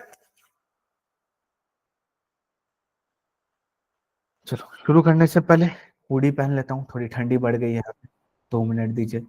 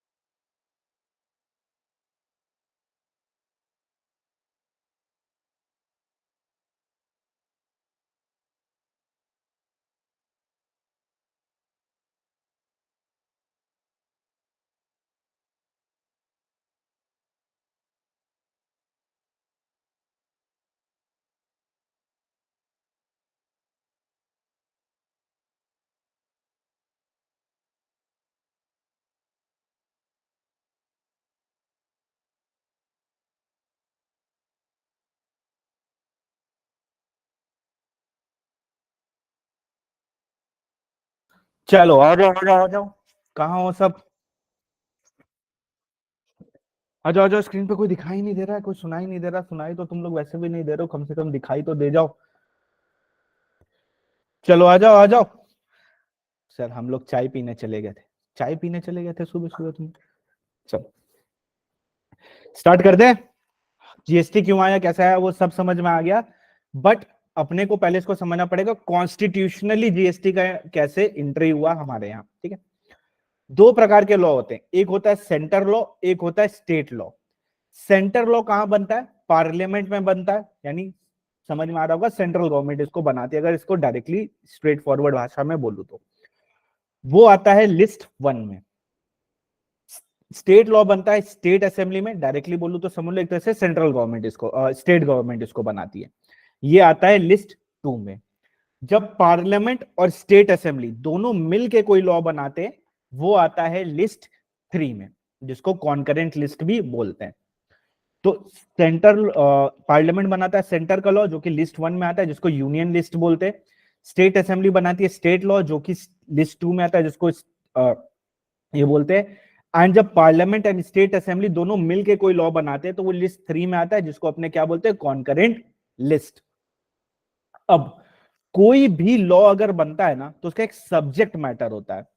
वो सब्जेक्ट मैटर जो है वो आर्टिकल 246 में लिखा होता है। सब्जेक्ट मैटर मतलब क्या होता है? सब्जेक्ट मैटर मतलब हो गया, फॉर एग्जांपल अगर कंपनी लॉ बनाना है, कंपनी के ऊपर बना है, सब्जेक्ट मैटर क्या हो गया? Company law. उसके ऊपर कंपनी एक्ट बना हुआ है, ठीक है, कंपनीज एक्ट बना हुआ है। अकॉर्डिंगली एक सब्जेक्ट मैटर होता है जिसके ऊपर लॉ बनता है, फिर एक्ट बनता है उसके ऊपर, ठीक है। तो 246 talks about the subject matter. Matter क्या है? किसके ऊपर तुमको लॉ बनाना है, ठीक है। अब कोई भी लॉ बनेगा तो उसके लिए एक एक्ट बनता है। तो एक्ट कौन से आर्टिकल में बनता है, ये भी अपने भी इसको देखने वाले, ठीक है। पहले ओवरव्यू ले रहे हैं। अब जीएसटी जो लाना था ना, उससे तुमको एक चीज समझ में आ गया। सर्विस टैक्स भी हमने जीएसटी में डाला, वैट भी जीएसटी में डाला। सर्विस टैक्स सेंट्रल लेता था, वैट स्टेट लेता था, यानी अपने को दोनों को मिला के एक लॉ बनाना है, सेंट्रल और स्टेट को, बिकॉज अपने दोनों जगह की टैक्सेस को मर्ज कर रहे हैं। The answer is yes. तो अपने को दोनों जगह के अगर टैक्सेस को अपने मर्ज करें तो अपने को दोनों को मिला के एक लॉ बनाना चाहिए। कायदे से देखो तो एक लिस्ट तुमको यहां दिख रही होगी जो बोलती है कि दोनों मिलके एक लॉ बना सकते हैं, पार्लियामेंट और स्टेट असेंबली मिलके एक लॉ बना सकते हैं। वो लिस्ट का नाम क्या है? List number 3। बट एक बहुत बहुत बहुत बड़ा इशू था इस लिस्ट में। क्या इशू था? लिस्ट नंबर 3 पे लिखा हुआ था कि लिस्ट नंबर 3 में जो भी लॉ बनेगा उस पे कौन प्रिवेल करेगा? सेंट्रल प्रिवेल करेगा। यानी अगर जीएसटी को अपने लिस्ट नंबर 3 पे डालते तो क्या दिक्कत आती? जो सबसे बड़ी दिक्कत आती वो ये आती कि सेंट्रल उस लॉ को अपने हिसाब से मोल्ड कर देता। बिकॉज यहाँ पे तो सेंट्रल प्रिवेल करेगा, सेंट्रल जो बोलेगा वही यहाँ पे माना जाएगा। तो सेंट्रल क्या करता है? जीएसटी को अपने हिसाब से मोल्ड करता ताकि ज्यादा से ज्यादा जो भी टैक्सेस है वो सेंट्रल के पास चली जाए, स्टेट को थोड़ी कम टैक्सेस मिले।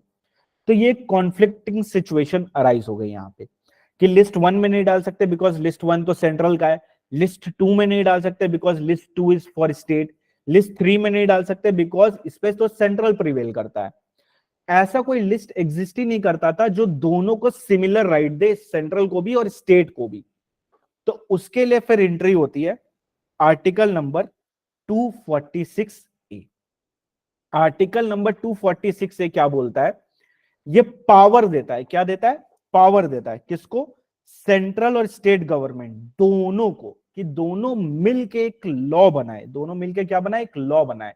क्या ये पावर दे रहा है टैक्स कलेक्शन का? ये पावर दे रहा है लॉ बनाने का। किस चीज का लॉ? एक ऐसा लॉ जो गुड्स एंड सर्विस दोनों पे एक टैक्स लगा सके, दोनों पे मिलके एक टैक्स लगा सके। एंड इसका नाम क्या बना? Goods and service tax, GST. कौन इंपोज करेगा? सेंट्रल और स्टेट गवर्नमेंट मिलके इंपोज करेंगे इसको। तो आर्टिकल नंबर लर्न करना है, बिल्कुल लर्न करना है, एग्जाम में आएगा। Article number is very much important. वो आर्टिकल नंबर ही देंगे तो आप कंफ्यूज ना हो, तो साथ साथ मेरे लर्न करते चलो, ठीक है? मेरे साथ बोलते रहो जो भी चीजें लर्न करने वाली है, तो उससे क्या होगा? ऑन द स्पॉट लर्निंग भी हो जाएगी। तो आर्टिकल 246 से, जैसे आर्टिकल 246 सब्जेक्ट मैटर होता है ना, वैसे आर्टिकल 246 से इज ऑल्सो सब्जेक्ट मैटर। ये सेपरेटली इंसर्ट किया गया। क्यों सेपरेटली इंसर्ट किया गया? बिकॉज ऐसा कोई लिस्ट एग्जिस्टेंस में नहीं था जो दोनों को मिलके साथ में कोई लॉ बनाने का पावर दे, ठीक है, जिसमें दोनों बराबरी के हो। इसीलिए 246 ए आर्टिकल को इंट्रोड्यूस किया गया, जहां क्या बोला गया कि ये पावर देता है किसको? यूनियन को भी, स्टेट गवर्नमेंट को भी। क्या चीज के लिए? लॉ बनाने का पावर देता है। किस चीज का लॉ बनाने का? जीएसटी का लॉ बनाने का। और ये जीएसटी का लॉ कौन इंपोज करेगा? सेंट्रल भी, स्टेट गवर्नमेंट भी। अब 246 ए के दो पार्ट है, 246 ए का 1, 246 ए का 2। ये अभी थोड़ी देर में देखेंगे, ठीक है? अभी थोड़ी देर बाद इसको अपने टच करेंगे। अभी सिर्फ इतना देखता है आर्टिकल 246 से क्या बोलता है? पावर देता है यूनियन और स्टेट को कि मिलके एक लॉ बना दो गुड जीएसटी का, जो कौन इंपोज करेगा? सेंट्रल और स्टेट करेगा। ऐसा क्यों किया गया? बिकॉज ऐसा कोई लिस्ट एग्जिस्टेंस में नहीं था जो दोनों को साथ में मिलके ऑन अ सिमिलर स्केल ये पावर दे कि कोई लॉ बनाओ, इसलिए 246 ए को इंसर्ट किया गया। अब अगर कोई लॉ बनता है, जैसे कंपनी लॉ बना, इनकम टैक्स लॉ बना, कोई भी लॉ बना, तो वो लॉ तभी एग्जिस्टेंस में आएगा जब उसके ऊपर कोई एक्ट बनाएंगे। अगर कोई एक्ट नहीं है तो वो लॉ का कोई मायने नहीं है, कोई टैक्स कलेक्शन कुछ भी नहीं हो सकता है। तो इंपॉर्टेंट क्या है? पहली बात तो एक आर्टिकल में पावर, दूसरा वो लॉ, और वो लॉ के लिए क्या होना चाहिए? एक्ट। एक्ट ही मतलब लॉ होता है ना, एक्ट में जो लिखा है वही लॉ होगा। पावर 246 ए से मिला, अब अपने को एक एक्ट चाहिए। अब एक आर्टिकल है, नया नहीं है, हमेशा से था, 265। ये यही बात बोलता है कि अगर तुमको कोई भी टैक्स कलेक्ट करना है तो उसके लिए तुमको एक एक्ट बनाना पड़ेगा, एक लॉ बनाना पड़ेगा, ठीक है? इनकम टैक्स कलेक्ट करना है तो इनकम टैक्स एक्ट बना लिया, कस्टम्स कलेक्ट करना है तो कस्टम्स एक्ट बना लिया, तुमको कोई भी टैक्सेस कलेक्ट करना है तो तुमको एक लॉ बनाना पड़ेगा। तो जीएसटी के लिए भी हमने ये सेम चीज को अप्लाई किया। हमने बोला जीएसटी में अगर अपने को लॉ बनाना है तो अपने कैसे बना सकते हैं? तो हमने 5 एक्ट बनाए। CGST act 2017, SGST act 2017, UTGST act 2017, IGST act 2017, GST compensation act 2017। CGST act 2017 नाम में लिखा हुआ है central goods and service tax, ठीक? SGST state goods and service tax. UT GST union territory, जैसे स्टेट होता है वैसे यूनियन टेरिटरी भी होता है, तो स्टेट या यूनियन टेरिटरी एक्ट 2017। फिर आईजीएसटी एक्ट 2017। आप लोगों के लिए क्विज है, ठीक है, क्विज समझ लो या जो भी समझो, जल्दी से मेरे को आईजीएसटी का फुल फॉर्म बता दो, अगर आप लोग बता सकते हो तो ट्राई करो, इजी है।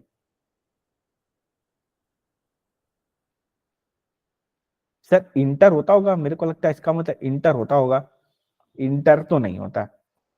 Integrated, integrated, integrated, very good, very good. Integrated क्यों बोलते हैं, क्या किसी को पता है क्या इसको इंटीग्रेटेड क्यों बोलते हैं? इंटर तो चलो, इंटर नहीं होता हम समझ गए, इंटीग्रेटेड होता है। इंटीग्रेटेड इसको क्यों बोलते हैं पता है? बिकॉज यहां पे दोनों का इंटीग्रेशन होगा। वेरी गुड सौरभ, दोनों का इंटीग्रेशन होगा, किसका? सेंट्रल का भी, स्टेट का भी। वेरी गुड अनूप, विपुल, शाबाश, ठीक है। तो इसमें दोनों का इंटीग्रेशन होगा, इसीलिए अपने इसको बोलते हैं इंटीग्रेटेड टैक्स। ओके, ये अपने को समझ में आया। तो अब एक्ट तो अपने बना लिया, एक्ट हमने बना लिया, but CGST, CGST talks about centre, centre मतलब सेंट्रल, सेंट्रल तो एक ही है, तो दिमाग नहीं लगाना है, वो तो अपना एक ही गवर्नमेंट है, सेंट्रल गवर्नमेंट, ये उसकी बात कर रहा है। एसजीएसटी एंड यूटीजीएसटी और IGST for central and state, तो सेंट्रल तो एक ही है, उसमें दिमाग नहीं लगाना है। अभी एसजीएसटी एंड यूटीजीएसटी क्या होता है? SGST for state and UTGST for union territory. आ जाओ मेरे जीके वालों, जल्दी से बताओ इंडिया में कितने स्टेट एंड कितने यूनियन टेरिटरी है? वेरी गुड सौरभ, बाकी लोग?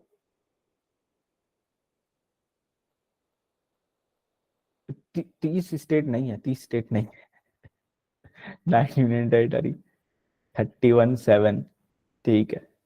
आ जाओ, 28, ठीक है। तो स्टेट जो है वो है 28, यूनियन टेरिटरी जो है वो है 8 एट प्रेजेंट, ठीक। अब स्टेट छोड़ दो, स्टेट तो बहुत सारे हैं, अपने को लर्न नहीं करना है, यूनियन टेरिटरी अपने को लर्न करना है, बिकॉज एग्जाम में वो यूनियन टेरिटरी देंगे तो अपने को यूटी जीएसटी एक्ट लगाना पड़ता है। कैसे क्या लगता है तो पढ़ेंगे, बट नाम अपने को पहले लर्न करना है। बट अभी फोकस देना, बहुत बहुत बहुत इंपॉर्टेंट कॉन्सेप्ट बताने जा रहा हूं, ठीक है। सर नाम बताएंगे क्या? उससे भी ज्यादा इंपॉर्टेंट, ये है यूनियन टेरिटरी जो इंडिया में एग्जिस्ट करते हैं, ठीक है। Jammu and Kashmir, Ladakh, Delhi, Chandigarh, Dadar and Nagar Haveli and Daman and Diu, Lakshadweep, Puducherry, Andaman and Nicobar island. 1 2 3 4 5 6 7 8, 8 है? हाँ सर 8 है, ठीक है। Ladakh, Jammu and Kashmir, Chandigarh, Delhi, Dadar Nagar Haveli, Lakshadweep, Puducherry, Andaman and Nicobar island, ये है जो इंडिया में एग्जिस्ट करते हैं यूनियन टेरिटरी। बट जीएसटी में एक एक्सेप्शन डाला गया। क्या एक्सेप्शन डाला गया? जीएसटी में बोला गया कि दिल्ली, पुडुचेरी, जम्मू एंड कश्मीर, ये है तो union territory, but for the purpose of GST हम इनको क्या बोलेंगे? स्टेट बोलेंगे। क्या बोलेंगे? स्टेट बोलेंगे। और स्टेट बोलेंगे तो इस पे यूटी जीएसटी एक्ट लगेगा कि एसजीएसटी एक्ट? तो आप बोलोगे इस पे एसजीएसटी एक्ट लगेगा, बिकॉज ये हो गए स्टेट। तो हमने बोला दिल्ली, पुडुचेरी और जम्मू एंड कश्मीर, ये तीनों है तो union territory, but for the purpose of GST हम इनको क्या बोलेंगे? स्टेट, यानी इस पे लगेगा एस जी एस टी। यानी कितने कितने यूनियन टेरिटरी है एज पर जीएसटी, ये लिस्ट लर्न करनी पड़ेगी। Andaman Nicobar island, Lakshadweep, Daman and Diu, Dadar and Nagar Haveli, Chandigarh and Ladakh, ये 5 जो यूनियन टेरिटरी है, इसी को जीएसटी में यूनियन टेरिटरी बोला गया, और इस पे क्या लगेगा? UT GST act. Andaman Nicobar island, Lakshadweep, Daman Diu, Dadar and Nagar Haveli, Chandigarh और लद्दाख, ठीक है। वंस मोर मेरे साथ एक बार रिपीट कर लेते, फटाफट यही इसको लर्न कर लेते। Focus everybody, Andaman Nicobar island, Lakshadweep, Daman and Diu, Dadar and Nagar Haveli, Chandigarh, Ladakh and union territory, ठीक, यूटीजीएसटी। एक कहानी सुना था अभी रिसेंटली, एक वेब सीरीज में सुना था मैंने। मान लो एक शिकारी है, ठीक है, एक शिकारी है, वो शिकार पे जाता है, किसका? भालू का शिकार करने, ठीक है। वो कोई प्रिपरेशन नहीं करता है, वो बंदूक भी लेके नहीं जाता है, वो अपने साथ कुछ भी नहीं लेके जाता है, और वो भालू के पास चला जाता है शिकार करना, भालू उसको खा लेता है। बताओ गलती किसकी, भालू की कि शिकारी की? जल्दी बताओ, हंटर की मिस्टेक है या भालू की मिस्टेक है? शिकारी की, वेरी गुड, शिकारी की गलती है, ठीक है। क्यों? उसने प्रिपरेशन नहीं करी ठीक से, ठीक है। तो अगर पेपर टफ आता है तो हमारी गलती होती है फर्स्ट फर्स्ट सिनेरियो में, या आईसीआई की गलती होती है, या सीएम इंस्टीट्यूट की गलती होती है। तो फर्स्ट सिनेरियो में अपनी पहले गलती होती है, पहले अपने को अपने आप को सही करना है, ठीक है। फिर अपने दूसरे पे दोष देंगे कि उसकी गलती होती है, नहीं उसकी गलती नहीं होती है, उसकी गलती कभी नहीं होती है, ठीक है। माँ है वो, माँ कभी गलत नहीं होती है, माँ हमेशा सही होती है, ठीक है। तो अपने को तैयारी एकदम तगड़ी वाली करनी है, ठीक है। अगर अपने को कोई चीज लर्न करना है तो वो चीज अपने को लर्न करना है, नो इफ नो बट। क्यों लर्न करना है? नहीं, करना है तो करना है, ठीक है। चलो, इसी के साथ अंडमान निकोबार आइलैंड, लक्षद्वीप, दमन दीव, दादरा नागर हवेली, चंडीगढ़, लद्दाख, ये हो गए अपने 5 union territory UT GST act. Radha रुक जाओ, अपने इसको लेते हैं डाउट, एक बार कॉन्सेप्ट खत्म होता है फिर एक ही साथ सारे डाउट लेते हैं, ठीक है। यानी अल्टीमेटली जीएसटी के लिए आपको क्या लर्न करना है? कितने स्टेट होते हैं? 31। लिस्ट विस्ट लर्न करने की जरूरत नहीं है, 31 थोड़ी लर्न करोगे, सिर्फ 5 यूनियन टेरिटरी होते हैं, उसकी लिस्ट लर्न कर लेना, वो एग्जाम में आएगा तो यूटी जीएसटी एक्ट उसमें अपने को लगा के आना है। सर आप ऐसा क्यों बोल रहे हैं यूटी जीएसटी एक्ट लगाना है, यूटी जीएसटी एक्ट लगाना है, ऐसा आप क्यों बोल रहे हो? ऐसा मैं इसलिए बोल रहा हूं बिकॉज जीएसटी में 2 सप्लाई होती है, एक होती है इंट्रा स्टेट सप्लाई, एक होती है inter state supply. Intra state supply मतलब होती है जब within the same state या within the same union territory अपने सप्लाई कर रहे हैं। एग्जाम्पल के लिए दिल्ली से दिल्ली में कर रहे हैं, महाराष्ट्र से महाराष्ट्र में कर रहे हैं। अगर कोई भी union territory, for example Lakshadweep से लक्षद्वीप में कर रहे हैं, अब दिल्ली से दिल्ली कर रहे हैं तो ये तो इंट्रा होगा, महाराष्ट्र से महाराष्ट्र कर रहे हैं तो ये इंट्रा होगा। क्या union territory to same union territory, Lakshadweep से लक्षद्वीप में ही कर रहे हैं तो भी इंट्रा होगा क्या? द आंसर इज यस, तो भी ये इंट्रा स्टेट सप्लाई बोली जाएगी, बट एक डिफरेंस बनेगा, इसके लिए हमने ऊपर वाला कॉन्सेप्ट किया। इंट्रा स्टेट सप्लाई मतलब होता है वो सप्लाई जो with in the same state हो रहा है। तो कायदे से तुम्हारा दिमाग तुमको ये बोलेगा कि एक काम करते, with in the same state हो रहा है ना तो स्टेट को ही टैक्स देते हैं, सेंट्रल का क्या लेना देना इसमें? नहीं, ऐसा नहीं कर सकते। बिकॉज क्यों? याद करें कि एक्साइज ड्यूटी भी फर्स्ट में बताया था, वो भी तो मर्ज हो गया ना, वो तो सेंट्रल को मिला करता था। सर्विस टैक्स भी मर्ज हो गया जो सेंट्रल को मिला करता था, तो central has also sacrificed the tax ना, तो उसको भी तो बेनिफिट मिलना चाहिए। तो अगर आप इंट्रा स्टेट सप्लाई करते हो तो आप चार्ज करोगे सबसे पहले सीजीएसटी, यानी central goods and service tax, जो कि एक सेंट्रल का हिस्सा है। सेंट्रल भाई तेरा हिस्सा इतना बनता है, तो अपना हिस्सा ये रख ले। दूसरा हम चार्ज करेंगे एसजीएसटी, जो कि एक स्टेट को मिलेगा। किस स्टेट को मिलेगा वो भी पढ़ेंगे, अभी बस इतना समझते हैं कि स्टेट को मिलेगा। सिंस हमारे केस में तो एक ही स्टेट है, दिल्ली से दिल्ली, तो कौन से स्टेट को मिलेगा? दिल्ली को मिलेगा। सिमिलरली महाराष्ट्र वाले में सीजीएसटी लगेगा, एसजीएसटी लगेगा, ये चला जाएगा सेंटर को, ये महाराष्ट्र का ही केस चल रहा है तो ये महाराष्ट्र को एसजीएसटी मिलेगा। लक्षद्वीप वाले केस में क्या होगा? एक तो सीजीएसटी है जो सेंट्रल के लिए फिक्स है। अब देखो, अब एसजीएसटी नहीं, अब क्या लगेगा जल्दी बताओ, जल्दी जल्दी जल्दी जल्दी जल्दी जल्दी जल्दी। तो आप बोलोगे अब लगेगा UT GST, because it is a union territory. Concept is same, बस अब यूनियन टेरिटरी लग जाएगा, यूटी जीएसटी लग जाएगा। इसी में बोला गया कि फॉर एग्जांपल अगर रेट 18% है तो कुछ दिमाग नहीं लगाना है, simply divide by 2, half half split हो जाएगा, यानी 9% टैक्स सेंट्रल लेके जाएगा, 9% टैक्स स्टेट लेके जाएगा। सिमिलरली अगर यूटी जीएसटी वाला केस है तो उसमें भी 9% सेंट्रल लेके जाएगा, 9% यूनियन टेरिटरी लेके जाएगा, दोनों आपस में आधा आधा बांट लेंगे। फिर आता है inter state supply. Inter state supply क्या होता है?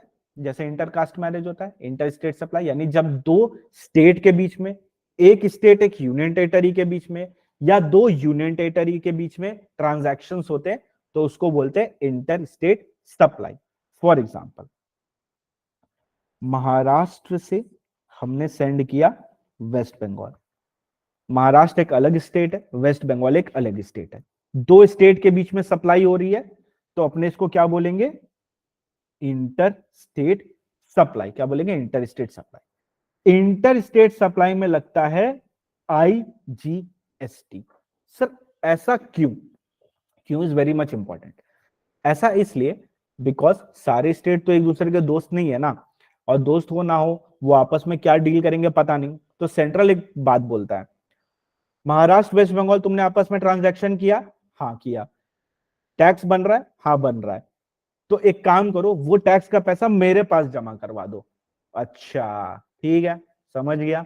अब अब मैं इस टैक्स के पैसे को डिस्ट्रीब्यूट कर दूंगा उस स्टेट को जिस स्टेट में डेस्टिनेशन बन रहा है उस गुड्स का या सर्विस का।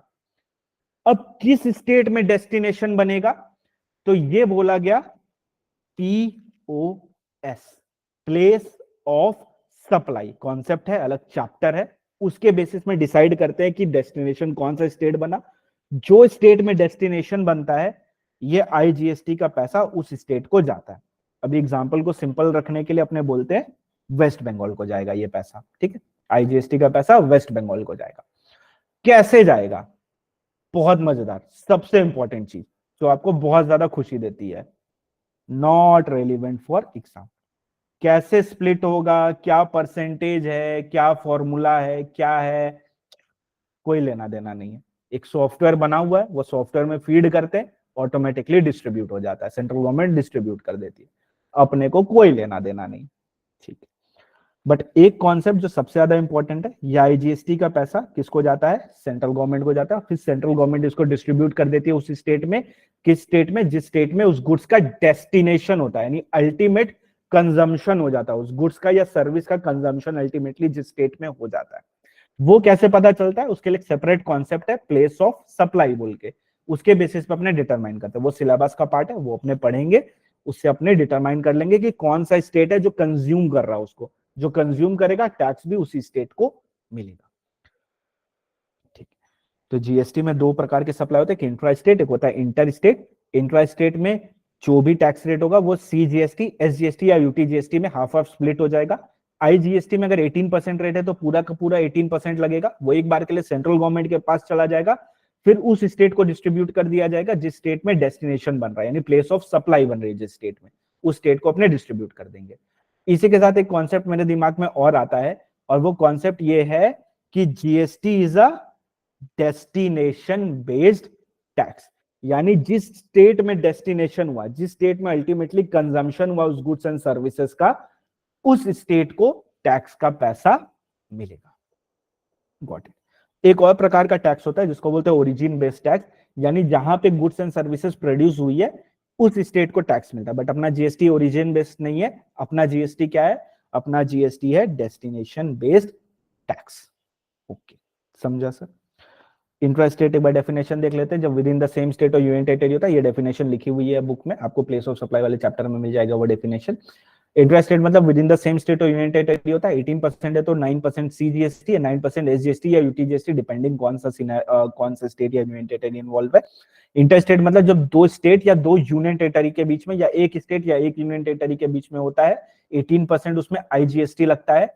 फॉर एग्जाम्पल अगर मान लो महाराष्ट्र और लक्षद्वीप के बीच में ट्रांजैक्शन होता है तो भी UTGST नहीं लगेगा, तो भी IGST ही लगेगा और वो गवर्नमेंट के पास जमा हो जाएगा। ये वाला PDF मिल जाएगा क्लास स्टूडेंट को, क्लास में शेयर कर देता हूं after completion of the class, जैसे क्लास खत्म होता है उसके बाद मैं इसको शेयर कर देता हूं क्लास में, ताकि आपको जो भी नोट डाउन करना अपने हिसाब से आप नोट डाउन कर सकते हो। एक छोटू सा पॉइंट हुआ था, वो छोटू सा पॉइंट ये था कि देखो दिल्ली जम्मू कश्मीर पुडुचेरी इसको यूनियन टेरिटरी, बट अपने स्टेट मानते हैं तो इसमें SGST लगेगा, ये तो सिंपल है, कोई दिक्कत नहीं है। आपको याद होगा पहले जम्मू एंड कश्मीर लद्दाख एक हुआ करता था, फिर हाल फिलहाल में हमने क्या किया, जम्मू एंड कश्मीर अलग कर दिया और लद्दाख को अलग कर दिया।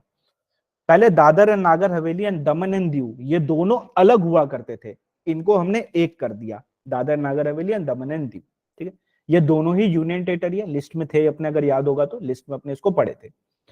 तो अब अगर जम्मू एंड कश्मीर और लद्दाख के बीच में कोई ट्रांजैक्शन होता है, अब सिंस ये अलग हो चुके हैं, तो बताओ क्या लगेगा, इसमें कौन सा टैक्स लगेगा, IGST, CGST, UTGST, SGST, क्या लगेगा? वेरी गुड, क्या लगेगा, जल्दी बोलो सब कोई, वेरी गुड, IGST। क्यों? बिकॉज अब it is a transaction between a state and a union territory, so it is an inter state transaction. Inter state के केस में IGST लगता है, तो IGST लगेगा। अब दादर नागर हवेली दमन एंड दीव पहले अलग हुआ करते थे, अब एक हो गए हैं, सेम हो गए हैं, तो बताओ अगर दादर नागर हवेली में से दमन एंड दीव में कोई ट्रांजैक्शन होता है तो क्या लगेगा? Very good. अच्छा, थोड़ा सा माइन्यूट मिस्टेक, कभी भी अकेला नहीं बोलोगे, हमेशा क्या बोलोगे, सी और यू, ठीक है। सी जीएसटी भी लगेगा, यूटी जीएसटी भी लगेगा, दोनों लगेंगे। हाँ संबित, वेरी गुड। तो C GST and UT GST दोनों लगेगा, क्यों? बिकॉज अब ये दोनों एक हो चुके हैं, ठीक है। तो ये भी एक बहुत इंपॉर्टेंट पॉइंट हो जाता है एग्जाम के लिए। यहाँ पे इंपैक्ट लिखा हुआ है, ये अपने रीड कर लेंगे बाद में, कि जब भी सप्लाई होगा दादरा नगर में, दमन एंड दीव में, तो वो इंट्रा स्टेट सप्लाई होता है। जब भी सप्लाई होगा जम्मू एंड कश्मीर लद्दाख में, तो वो एक इंटर स्टेट सप्लाई होता है। कैसे क्या होता है ये हमने पढ़ा। बट सर आपने बोला with in the same state, ये वो हेन तेन, बट जीएसटी एप्लीकेबल किस पे? तो GST is applicable to whole of India including Jammu and Kashmir. उसके ऊपर का हवा भी इंडिया होता है, जो अपने इंडिया जानते हैं वो तो इंडिया है ही, उसके ऊपर का हवा भी इंडिया है, उसके नीचे की जमीन भी इंडिया है, हर एक चीज इंडिया है, यानी जो अपने जानते हैं इंडिया, ये पूरा इंडिया है, ठीक है। इसके अलावा लॉ में एक और पॉइंट लिखा हुआ है। अब हम, ये तो इंडिया है, समुद्र का क्या करें? जो समुद्र है उसका क्या करें? सात समुद्र इधर आओ। समुद्र में अपने क्या करेंगे? 12 नॉटिकल माइल्स, समुद्र में किलोमीटर्स नहीं होता है, नॉटिकल माइल्स होता है। 12 नॉटिकल माइल्स तक एप्रोप्रिएट बेस लाइन से, कहां से? एप्रोप्रिएट बेस लाइन से 12 नॉटिकल माइल्स तक भी इंडिया को एक्सटेंड किया हुआ है।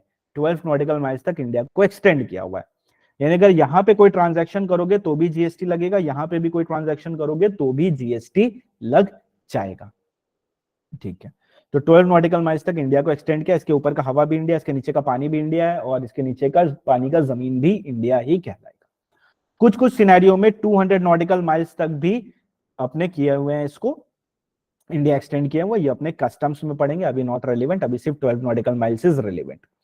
अब एक बहुत इंपॉर्टेंट कॉन्सेप्ट पढ़ाने जा रहा हूं, जो कि क्लास नंबर एंड में 20-30 वाले क्लास में काम आएगी, ठीक है। अभी ध्यान देना इस कॉन्सेप्ट पे, ठीक है, भूलना नहीं है। बुक मार्क लगा लेना अपने दिमाग में, अपने नोटबुक में, जहां पे भी इसको नोट करोगे। एक मेरे को चीज बताना, ठीक, क्या this place is within 12 nautical miles? Yes. So it is within India? Yes. क्या GST is applicable? Yes, GST is applicable. Example के इसको महाराष्ट्र समझ लेते, इसको गुजरात समझ लेते, ठीक है। अब एक ट्रांजैक्शन हो रहा है, कहां से? महाराष्ट्र वाले बंदे ने यहाँ पे गुड्स की सप्लाई की है, क्या की है? सप्लाई की है गुड्स की, ओके। अब मेरे को ये बताओ, इसने सप्लाई कहां किया? सर इंडिया में किया, इंडिया में तो किया, वेरी गुड, समझ रहे हैं। बट इंडिया तो अपने नहीं बोलेंगे ना, बिकॉज अगर अपने को इंट्रा चाहिए या इंटर चाहिए तो अपने को या तो स्टेट या तो यूनियन टेरिटरी का नाम चाहिए, तभी तो अपने समझ पाएंगे ना, with in the same state है या विद इन अलग अलग स्टेट में हो रहा है, या एक स्टेट यूनियन टेरिटरी, कैसे क्या हो रहा है मेरे को कैसे पता चलेगा? Not possible for me. ये तो समुद्र के बीचों बीच ट्रांजैक्शन हो गया है। अब क्या करें? जीएसटी लगेगा? हाँ लगेगा, बिकॉज 12 नॉटिकल माइल्स के अंदर है। तो कैसे इसको अपने डील करेंगे? तो इसको डील करने के लिए बहुत सिंपल सा फंडा बोला गया, ये जगह, ठीक है, ट्रांजैक्शन अभी भूल जाओ, ये जगह, ये जो समुद्र के बीचों बीच वाली जगह है, ये सबसे नजदीक कौन से लैंड के पास है? तो एग्जांपल लेते हैं, गुजरात से इसका डिस्टेंस है 8 नॉटिकल माइल्स एंड महाराष्ट्र से इसका डिस्टेंस है 9 नॉटिकल माइल्स। तो सबसे नजदीक ये किसके? किलोमीटर्स नहीं होता है, ठीक है, नॉटिकल माइल्स होता है समुद्र में। 8 नॉटिकल माइल्स सबसे छोटा हुआ, तो ये जगह को अपने क्या बोलेंगे? ये जगह क्या है? ये जगह है गुजरात। क्या बोलेंगे? ये जगह है गुजरात। महाराष्ट्र से हमने सप्लाई किया गुजरात में, जल्दी बताओ, इंटर या इंट्रा? Inter, inter. क्या लगेगा? C UT, C S T, क्या लगेगा? सर कंफ्यूज मत करिए, आईजीएसटी लगेगा इसमें। Very good. अंजलि, गरिमा, सुप्रिया, विपुल, श्रेया, सौरभ, शाबाश, शिखा, अश्विनी, क्या बात है, रेणुका। इजी, सिंपल, कौन बोला टफ है? इजी है, इतना इतना इजीली तुम लोग आंसर कर पा रहे हो सबके सब, वेरी मच इजी। जो भी नियरेस्ट लैंडमार्क होगा वही उसका स्टेट बनेगा, फिर उसके हिसाब से अपने को सोचना है इंटर है या इंट्रा है, फिर उसके हिसाब से अपने को सोचना है आईजीएसटी लगेगा, सीजीएसटी या एसजीएसटी लगेगा। अब आईडीटी कर रहे हैं, जीएसटी कर रहे हैं, तो एक चीज बता देता हूं, सोचना, सर ये तो आग लग रहा है, सोचना है ये, ठीक है। सोचना इज वेरी मच इंपॉर्टेंट। ये अभी काम नहीं आएगा, ये अभी भी काम आएगा और एंड तक काम आएगा। सोचना इज वेरी मच इंपॉर्टेंट। आपका जो सबसे बड़ा प्रॉब्लम होता है एग्जाम में वो होता है सर आंसर कैसे लिखे। बस मेरे साथ बने रहना, जैसे जैसे मैं बोल रहा हूँ वैसे वैसे सोचना। हम जैसा जैसा सोचेंगे ना, हम आंसर भी एकदम वैसा वैसा ही लिख के आएंगे। हमने सबसे पहले इस क्वेश्चन में क्या सोचा, हमने सोचा नियरेस्ट लैंडमार्क कौन सा, सबसे पहले हमने ये आइडेंटिफाई किया। तो जब हम आंसर लिखेंगे तो हम यही पॉइंट लिखेंगे, नियरेस्ट इसका ये है, इसीलिए ये गुजरात बनता है। दूसरा चीज हमने क्या सोचा, दो स्टेट के बीच में हो रहा है, अलग अलग स्टेट के बीच में हो रहा है, तो इंटर बनेगा, तो यही हम लोग लिख के आएंगे सेकंड बुलेट। थर्ड बुलेट हम क्या लिखेंगे, आईजीएसटी लगेगा। तो जो हम सोचेंगे वही हमें लिखना है। तो हमें सोचना सीखना पड़ेगा डे वन से। हम सोचना सीखेंगे तो हम लिखना अपने आप सीख जाएंगे, ठीक है। तो सोचने पे फोकस करेंगे, अपने हर एक कॉन्सेप्ट को अच्छे से समझेंगे और लिंक करते हुए आगे बढ़ते चले जाएंगे। ओके सर, बहुत कुछ पढ़ लिया, एकदम समझ नहीं आ रहा है। हाँ, क्विक रिवीजन करते हैं। आ जाओ आ जाओ आ जाओ, रिवीजन पे रिवीजन करेंगे। जो लोग बीच में मार्च में चले गए थे वो वापस आ जाओ। सर हम वापस आ गए हैं, और ऊपर से रिवीजन करेंगे, एकदम ऊपर से, ठीक है।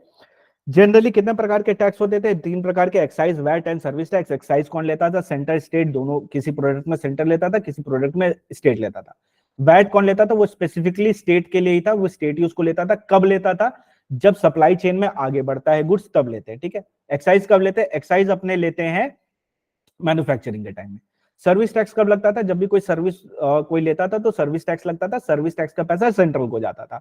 अलग अलग प्रकार के टैक्स थे, उसकी वजह से क्या हो जा रहा था, कैस्केडिंग इफेक्ट ऑफ टैक्स हो जा रहा था, यानी टैक्स पे टैक्स लग रहा था, जिसकी वजह से इन्फ्लेशन हो रहा था। 100 रुपए का माल 100 208 में चला जा रहा था। इसको कर्व करने के लिए हमने क्या किया, वैट को इंट्रोड्यूस किया, जिसकी वजह से क्या हुआ, पिछले स्टेज में हमने जो टैक्स का पेमेंट किया उसको हम सेट ऑफ कर सकते हैं जब हम सेल करेंगे तब। इसकी वजह से प्रॉब्लम सॉल्व हो गई, वो प्रॉब्लम सॉल्व हो गई cascading effect of tax. But अभी भी 100% सोल्यूशन नहीं हुआ था, because service tax was different, VAT was different, excise was different, अलग अलग प्रकार के टैक्स थे, जिसकी वजह से इन्फ्लेशन ऑलरेडी बढ़ रहा था। तो जीएसटी को हमने इंट्रोड्यूस किया और हमने बोला कि हम सारे टैक्सेस को एक साथ मिला देंगे, जिसकी वजह से क्या होगा कि अगर तुमने सर्विस टैक्स की जगह जीएसटी होगा, सर्विस पे तुमने जीएसटी का पेमेंट किया, वो भी तुम सेट ऑफ कर पाओगे आउटपुट टैक्स से।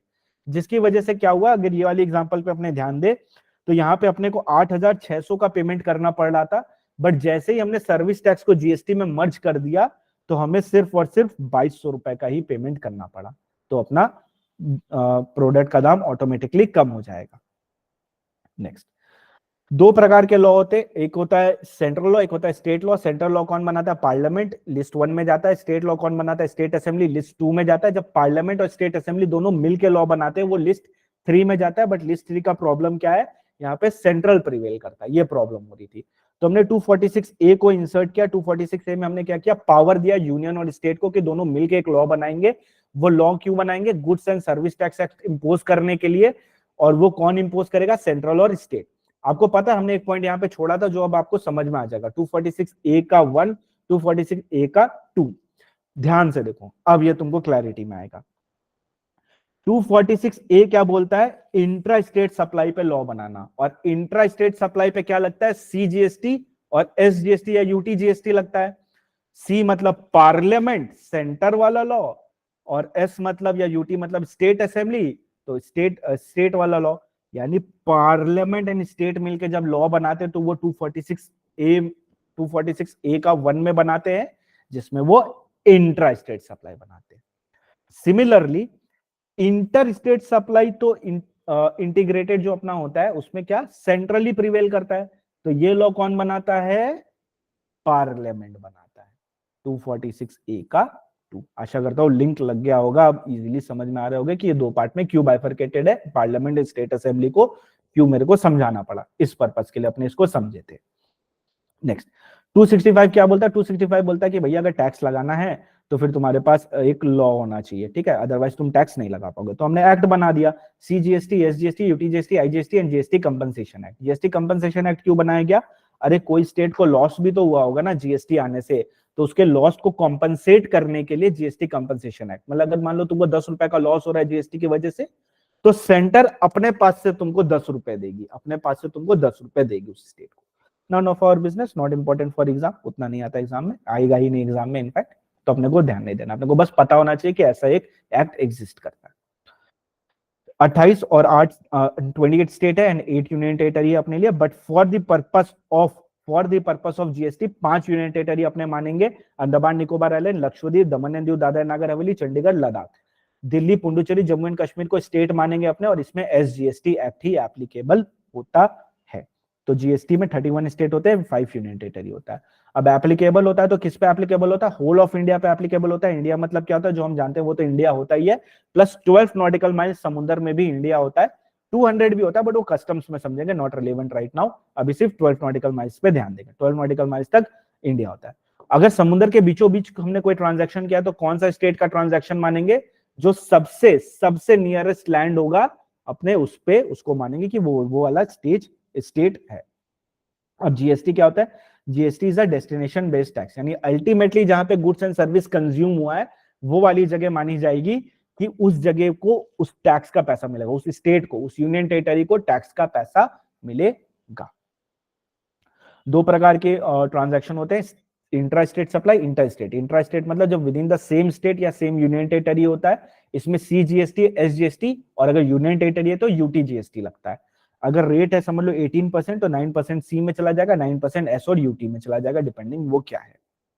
इंटर स्टेट सप्लाई मतलब क्या होता है? इंटर स्टेट सप्लाई मतलब होता है जब जो अलग स्टेट, दो अलग यूनियन टेरिटरी या एक स्टेट और एक यूनियन टेरिटरी के बीच में ट्रांजैक्शन होता है, उसको बोलते हैं इंटर स्टेट सप्लाई। यहाँ पे क्या लगता है? आईजीएसटी लगता है। यहाँ पे आईजीएसटी का पैसा किसको जाता है? वो जाता है सेंट्रल गवर्नमेंट को, और सेंट्रल गवर्नमेंट बाद में उसको डिस्ट्रीब्यूट कर देती है उस स्टेट को जिस स्टेट में डेस्टिनेशन आया। डेस्टिनेशन कैसे पता चलेगा? प्लेस ऑफ सप्लाई कॉन्सेप्ट से अपने को डेस्टिनेशन पता चलेगा। राहुल वैसा नहीं होगा, डोंट वरी, वैसा एग्जाम में क्वेश्चन नहीं बनाएंगे कि दोनों को सेम कर देंगे, इतना कॉम्प्लिकेट नहीं करेंगे, ऐसा नहीं होने वाला है, डोंट वरी। और ऐसा सेम होगा भी नहीं, कुछ ना कुछ डिफरेंस पॉइंट का तो आ ही जाएगा, माइनर डिफरेंस तो आएगा ही।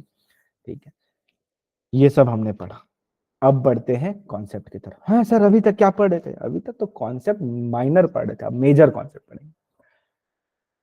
लॉ बना, एक्ट बना, बट कौन सा आर्टिकल के तहत एक्ट बना? तो अपना बना है आर्टिकल 366(12)A। लर्न करना, रट्टे मारने। 366(12)A क्या बोलता है? जीएसटी।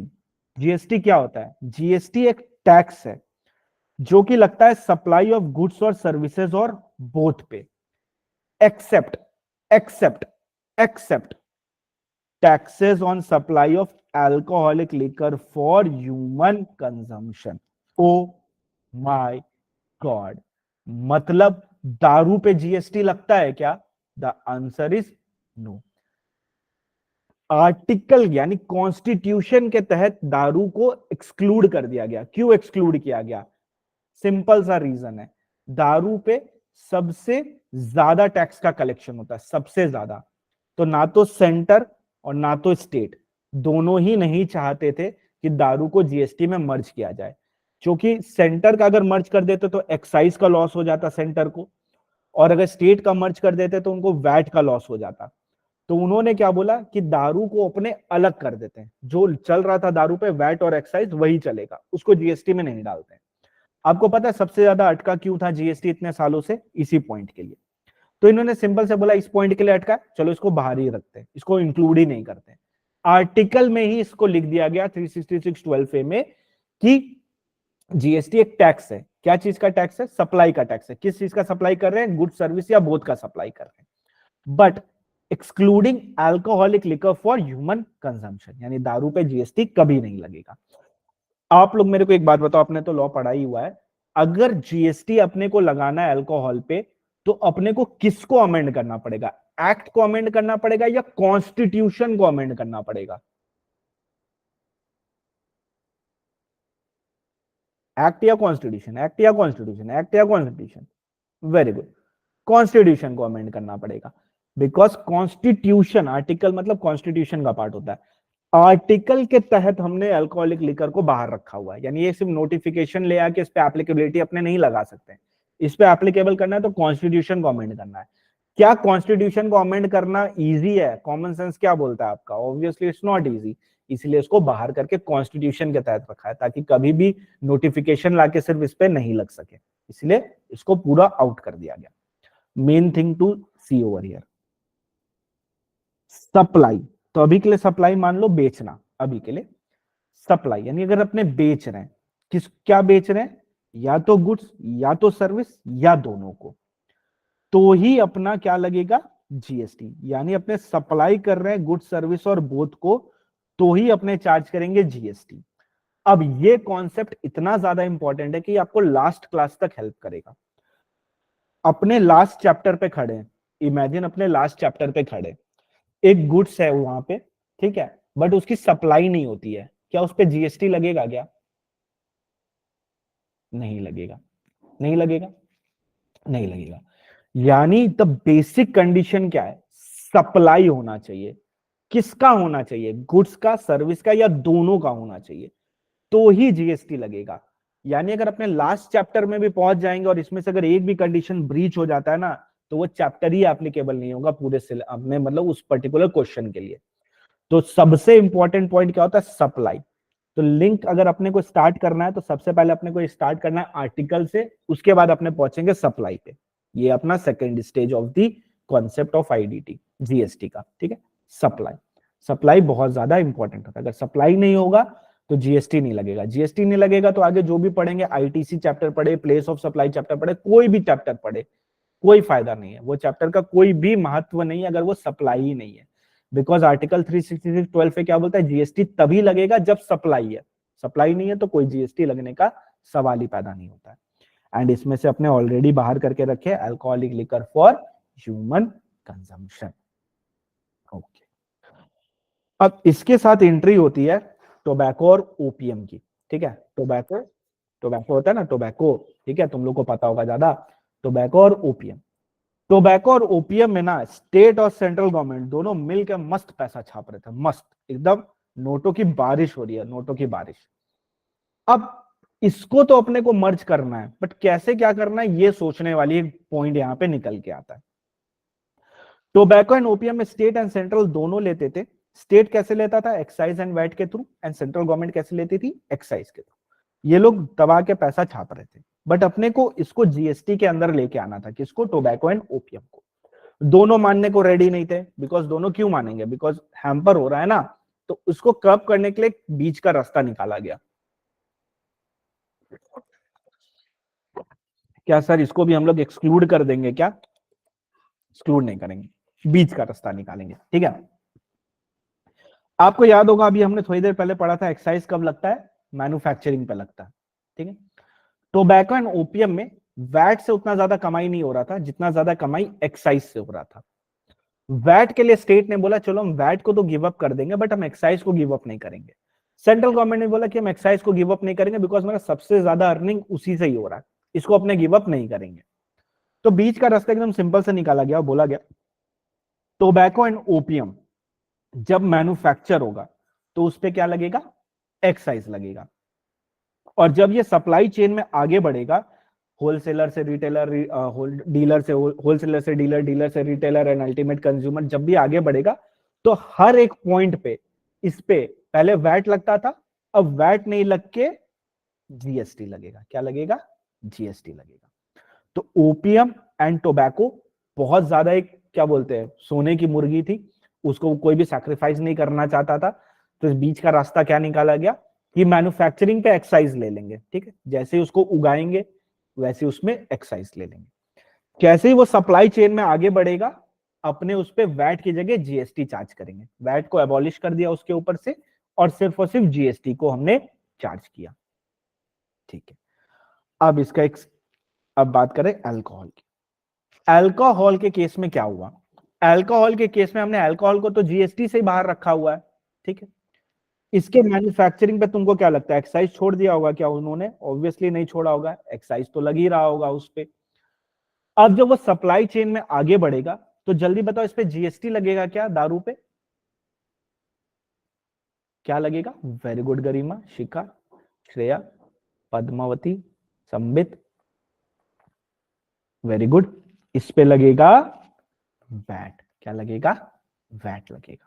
क्यों वैट लगेगा? बिकॉज दारू को तो हमने ऑलरेडी बाहर रखा हुआ है, उस पे तो जीएसटी लग ही नहीं सकता, तो मैन्युफैक्चरिंग पे एक्साइज लगा देंगे, सप्लाई चेन में जब आगे बढ़ेगा तो उस पर वैट लगा देंगे। अब ये रहा इसका एक शॉर्ट समरी। ठीक, टोबैको पे क्या लगता है? जीएसटी एंड सेंट्रल एक्साइज, यानी मैन्युफैक्चरिंग पे सेंट्रल एक्साइज लगता है, सप्लाई चेन में जब आगे जाता है तो जीएसटी लगता है। ओपीएम में जब मैन्युफैक्चरिंग होता है तो स्टेट एक्साइज लगता है, सप्लाई चेन में आगे जाता है तो जीएसटी लगता है। लिकर पे जीएसटी तो लगता ही नहीं है, तो जब वो मैन्युफैक्चरिंग होता है तो स्टेट एक्साइज लगता है, एंड सप्लाई चेन में जब आगे जाता है तो उस पर वैट लगता है। क्यों वैट लगता है? बिकॉज उस पर जीएसटी नहीं लगता है, इसीलिए उस पर वैट लगता है। टोबैको एंड ओपीएम में अपने सेंट्रल एक्साइज स्टेट एक्साइज क्यों लगते हैं? बिकॉज दोनों ही सेक्रीफाइस नहीं करना चाहते हैं अपने हिस्से की प्रॉफिट को, अपने हिस्से की टैक्स कलेक्शन को दोनों ही सेक्रीफाइस नहीं करना चाहते थे, इसलिए ये मिड का एक रास्ता अपने बनाए। तो अल्टीमेट समरी ये है जो अपने को एग्जाम के लिए रेलिवेंट रहेगी। ये बुक में लिखा हुआ है, डोंट वरी, बुक में समरी दी हुई है। ओके, तो अब हमने जो भी पढ़ा है आओ उसको एक बार बुक से भी रीड कर लेते हैं। तो हम आगे चैप्टर नंबर 1 जीएसटी का इंट्रोडक्शन। सर ये बुक हमें कब तक मिल जाएगी? ये बुक डिस्पैच होना शुरू हो चुकी है, तो आपको अकॉर्डिंगली आपके स्टेट के हिसाब से मिल जाएगी। एंड जिन्होंने सॉफ्ट कॉपी परचेज किया उनको आज या कल आज इवनिंग में मोस्ट प्रोबेबली बुक सॉफ्टवेयर में पूरा अपलोड कर दूंगा। ठीक है, तो सॉफ्टवेयर में आप पूरा बुक को देख सकते हो। स्टार्ट करते हैं। सबसे पहले why was the need to amend constitution of India? अपने को पता है क्या नीड था? कोई भी ऐसा लॉ नहीं था जो सेंटर स्टेट दोनों को मिल के साथ में एक टैक्स कलेक्शन करने का पावर दे, इसीलिए अपने को आर्टिकल को अमेंड करना पड़ा। आर्टिकल 246A को हमने अमेंड किया और वहां से हमने पावर दिया कि दोनों मिलके साथ में लॉ को कलेक्ट कर सकता है, सॉरी टैक्स को कलेक्ट कर सकता है। सर आप जिस पीडीएफ से पढ़ा रहे शॉर्ट नोट वाला वो भी चाहिए, वो तो मिलेगा ही क्लास स्टूडेंट्स लोग के लिए, क्लास के बाद शेयर कर दूंगा, बस किसी और के साथ शेयर मत करना तुम लोग। ठीक है, देखो earlier the fiscal power between central and state were clearly demarcated and the constitution with almost no overlap, कोई ओवरलैप नहीं था। सेंटर मैन्युफैक्चरिंग के टाइम पे जो गुड्स मैन्युफैक्चर होता था तो उस पे वो अपना एक्साइज लेता था, एंड स्टेट सेल्स के टाइम पे उस पे सेल्स टैक्स या वैट कलेक्ट करता था, और सर्विस के लिए सेंटर अलोन सर्विस टैक्स लिया करता था। तो ऐसा कोई भी लॉ नहीं था जो दोनों, कोई भी आर्टिकल नहीं था जो दोनों को पावर दे। तो हमने क्या किया? हमने इंट्रोड्यूस किया आर्टिकल 246A। अगर आप ध्यान से देखोगे तो हर हाईलाइट इंपॉर्टेंट है, बिकॉज हाईलाइट भी अगर आप पढ़ के जाओगे तो आप इजीली कॉन्सेप्ट समझ जाओगे अगर एक बार आपने क्लास ले रखी है तो हमने इंट्रोड्यूस किया आर्टिकल 246A। कैसे इंट्रोड्यूस किया?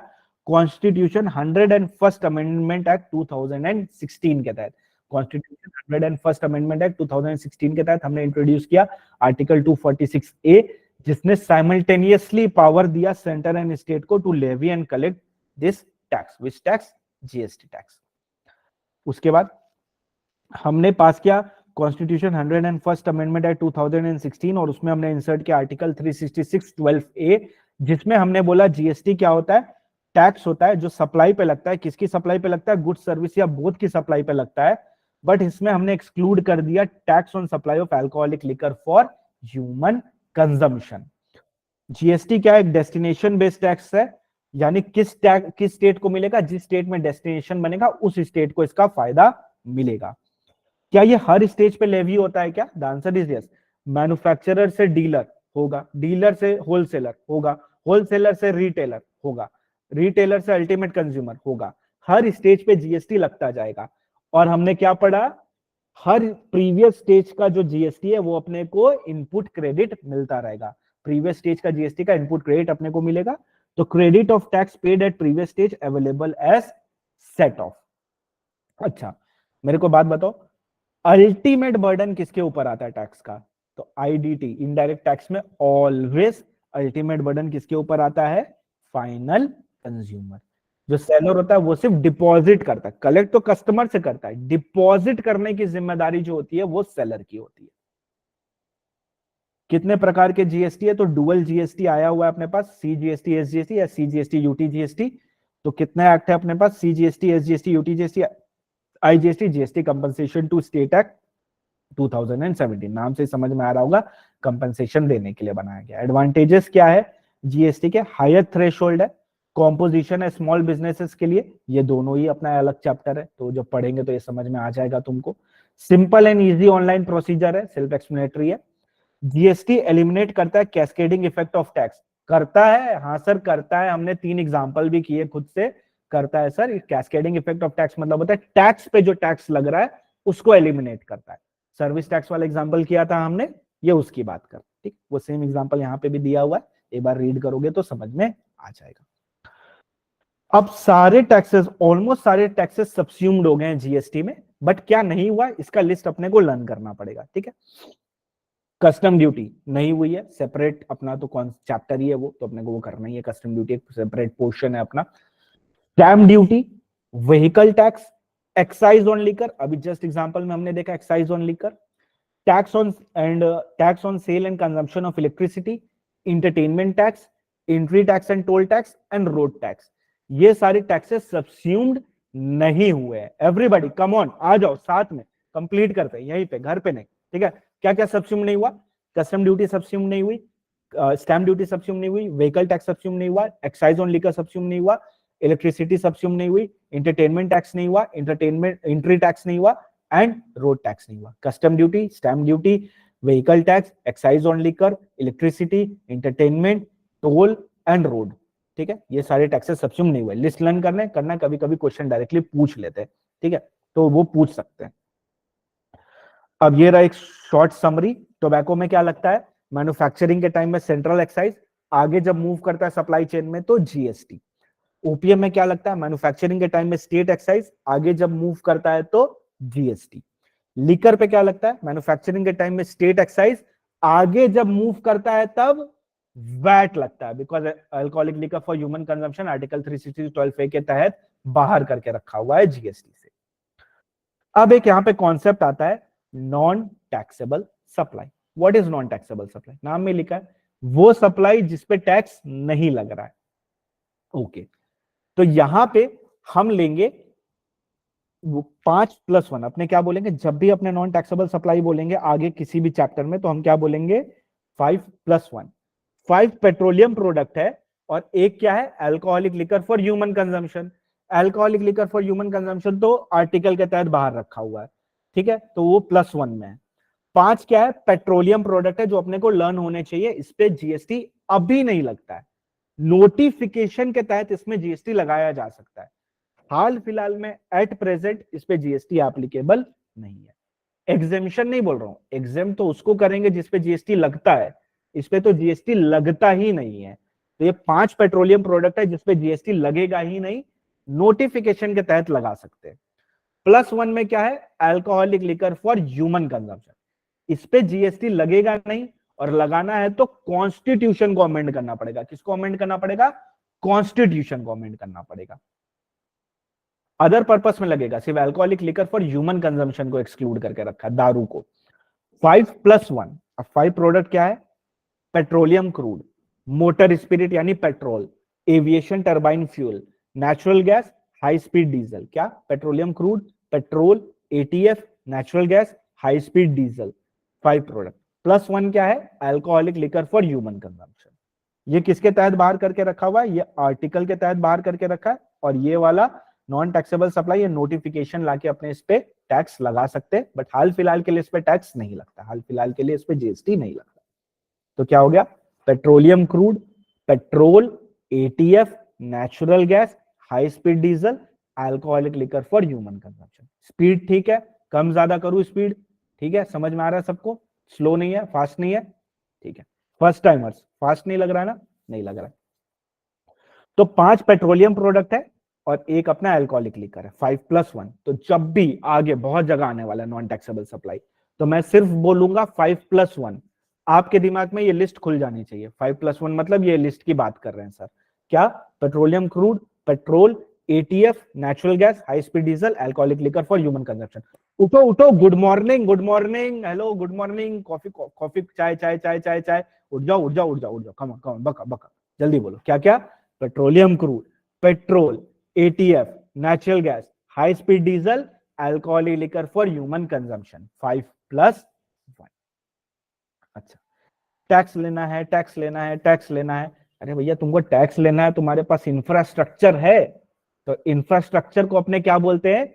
GSTN, goods and service tax network. ये क्या है? एक non governmental private limited company है, टेक्नोलॉजी बैकबोन है जीएसटी के लिए, एक रोबोस्ट सिस्टम ऑफ मैकेनिज्म है, हमने क्या बोला था, आईजीएसटी का पैसा बढ़ जाता है स्टेट में, ठीक है, वो कैसे होगा, उसके लिए एक सिस्टम चाहिए ना, तो ये एक सेटलमेंट मैकेनिज्म भी है इसमें, बस वो फिगर डालते हैं, ऑटोमेटिकली वो सारा कैलकुलेशन कर लेता है। स्ट्रॉन्ग आईटी इंफ्रास्ट्रक्चर है एंड सर्विस बैकबोन है, और जीएसटीएन इसीलिए सेटअप करके रखा। अब जल्दी से मेरे को बताओ आंसर, तुम लोगों ने ऑफिस में काम किया है, जो जीएसटीएन है अपना जीएसटी वाला, वो अपने कौन से कंपनी को दे के रखे है, कौन सी आईटी कंपनी है जो अपना जीएसटी पोर्टल को मैनेज करती है या बनाई है, जिसने बनाया है, किसने बनाया है? वेरी गुड राहुल, सुप्रिया, विपुल, अंजलि, सौरभ। सर रिकॉर्डिंग वालों लोग को तो नहीं दिख रहा, हमें भी बताइए। तो बनाया है इन्फोसिस ने। कौन मैनेज करता है? इन्फोसिस मैनेज करता है, ठीक है। तो जीएसटीएन क्या है, एक शॉर्ट नोट आ सकता है, तो GSTN is a non governmental private limited company, एक टेक्नोलॉजिकल बैकबोन है जीएसटी के लिए, ये एक robot system of settlement mechanism देता है अपने को, स्ट्रॉन्ग आईटी इंफ्रास्ट्रक्चर बैकबोन है जीएसटी के लिए, और इसके लिए अपने जीएसटीएन को सेटअप करके रखें। ये शॉर्ट नोट्स के लिए आ सकता है, 1 2 3 4 5, अगर ये 5 पॉइंट भी लिख के आ जाओगे तो आपको फुल मार्क्स अलॉट कर देंगे। ऊपर नीचे थोड़ा सा इंट्रोडक्शन एंड कंक्लूजन बस लिखना पड़ेगा, कैसे क्या लिखते हैं सीखेंगे धीरे धीरे, क्लास में ही आगे सीखते चलेंगे, ठीक है, डोंट वरी अबाउट दैट। अब मेरे को एक बात बताओ, स्टेट और सेंट्रल का कभी भी पटता है क्या? मोदी जी और दीदी का कभी भी पटता है क्या? नहीं, कभी नहीं पटता है। तो उसके लिए क्या चाहिए? बीच में अपने को एक पर्सन चाहिए, मीडिएटर चाहिए। तो सिमिलरली जीएसटी में भी एक मीडिएटर को रखा गया है, उसका नाम है जीएसटी काउंसिल। क्या? GST council. तुमने सुना होगा कई बार काउंसिल की मीटिंग हुई है, काउंसिल की मीटिंग में यह तय हुआ, तो ये उसी की बात कर रहा है। एक जीएसटी काउंसिल होता है जो मीडिएटर का काम करता है सेंट्रल और स्टेट के बीच में, ठीक है। उसका काम क्या है? उसका काम बहुत सारा, बट असली काम उसका है पीस मेंटेन करना है, ठीक है, उसको पीस मेंटेन करके रखना है सेंट्रल और स्टेट के बीच में। अब आपको क्वेश्चन एग्जाम में आएगा, डायरेक्ट क्वेश्चन आएगा एग्जाम में, घुमा फिरा के नहीं आएगा, सिंपल से वो आपसे पूछेगा action plan of GST council बता दो, या जीएसटी काउंसिल क्या करता है ये बता दो। इस टाइप से कुछ एक क्वेश्चन को वो फ्रेम करेंगे जिसमें आपसे वो वर्क पूछेंगे कि जीएसटी काउंसिल का काम क्या है। तो आपको कोट करके आना ये 5 पॉइंट, आप ये 5 पॉइंट कोट करके आओगे, आपको फुल मार्क्स दे देंगे। जैसे फंक्शन ऑफ जीएसटी काउंसिल हो गया एग्जांपल, या action plan of GST council, या कुछ भी इस तरह करके वो क्वेश्चन को फ्रेम करेंगे। आप क्या बोलोगे? आप बोलोगे जीएसटी काउंसिल का सबसे पहला काम है वो लिस्ट करेगा कौन कौन से ऐसे टैक्सेस है, सेस है, सरचार्ज है जो कि सब्स्यूम्ड होगा जीएसटी में।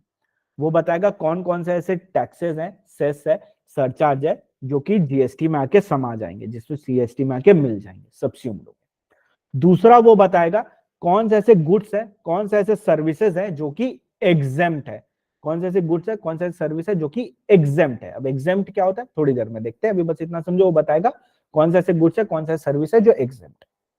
वो थ्रेशोल्ड बताएगा रजिस्ट्रेशन के लिए। हाल फिलहाल के लिए जो थ्रेशोल्ड चल रहा है वो है 10, 20, 40, अपने रजिस्ट्रेशन चैप्टर में पढ़ेंगे इसको, ठीक है।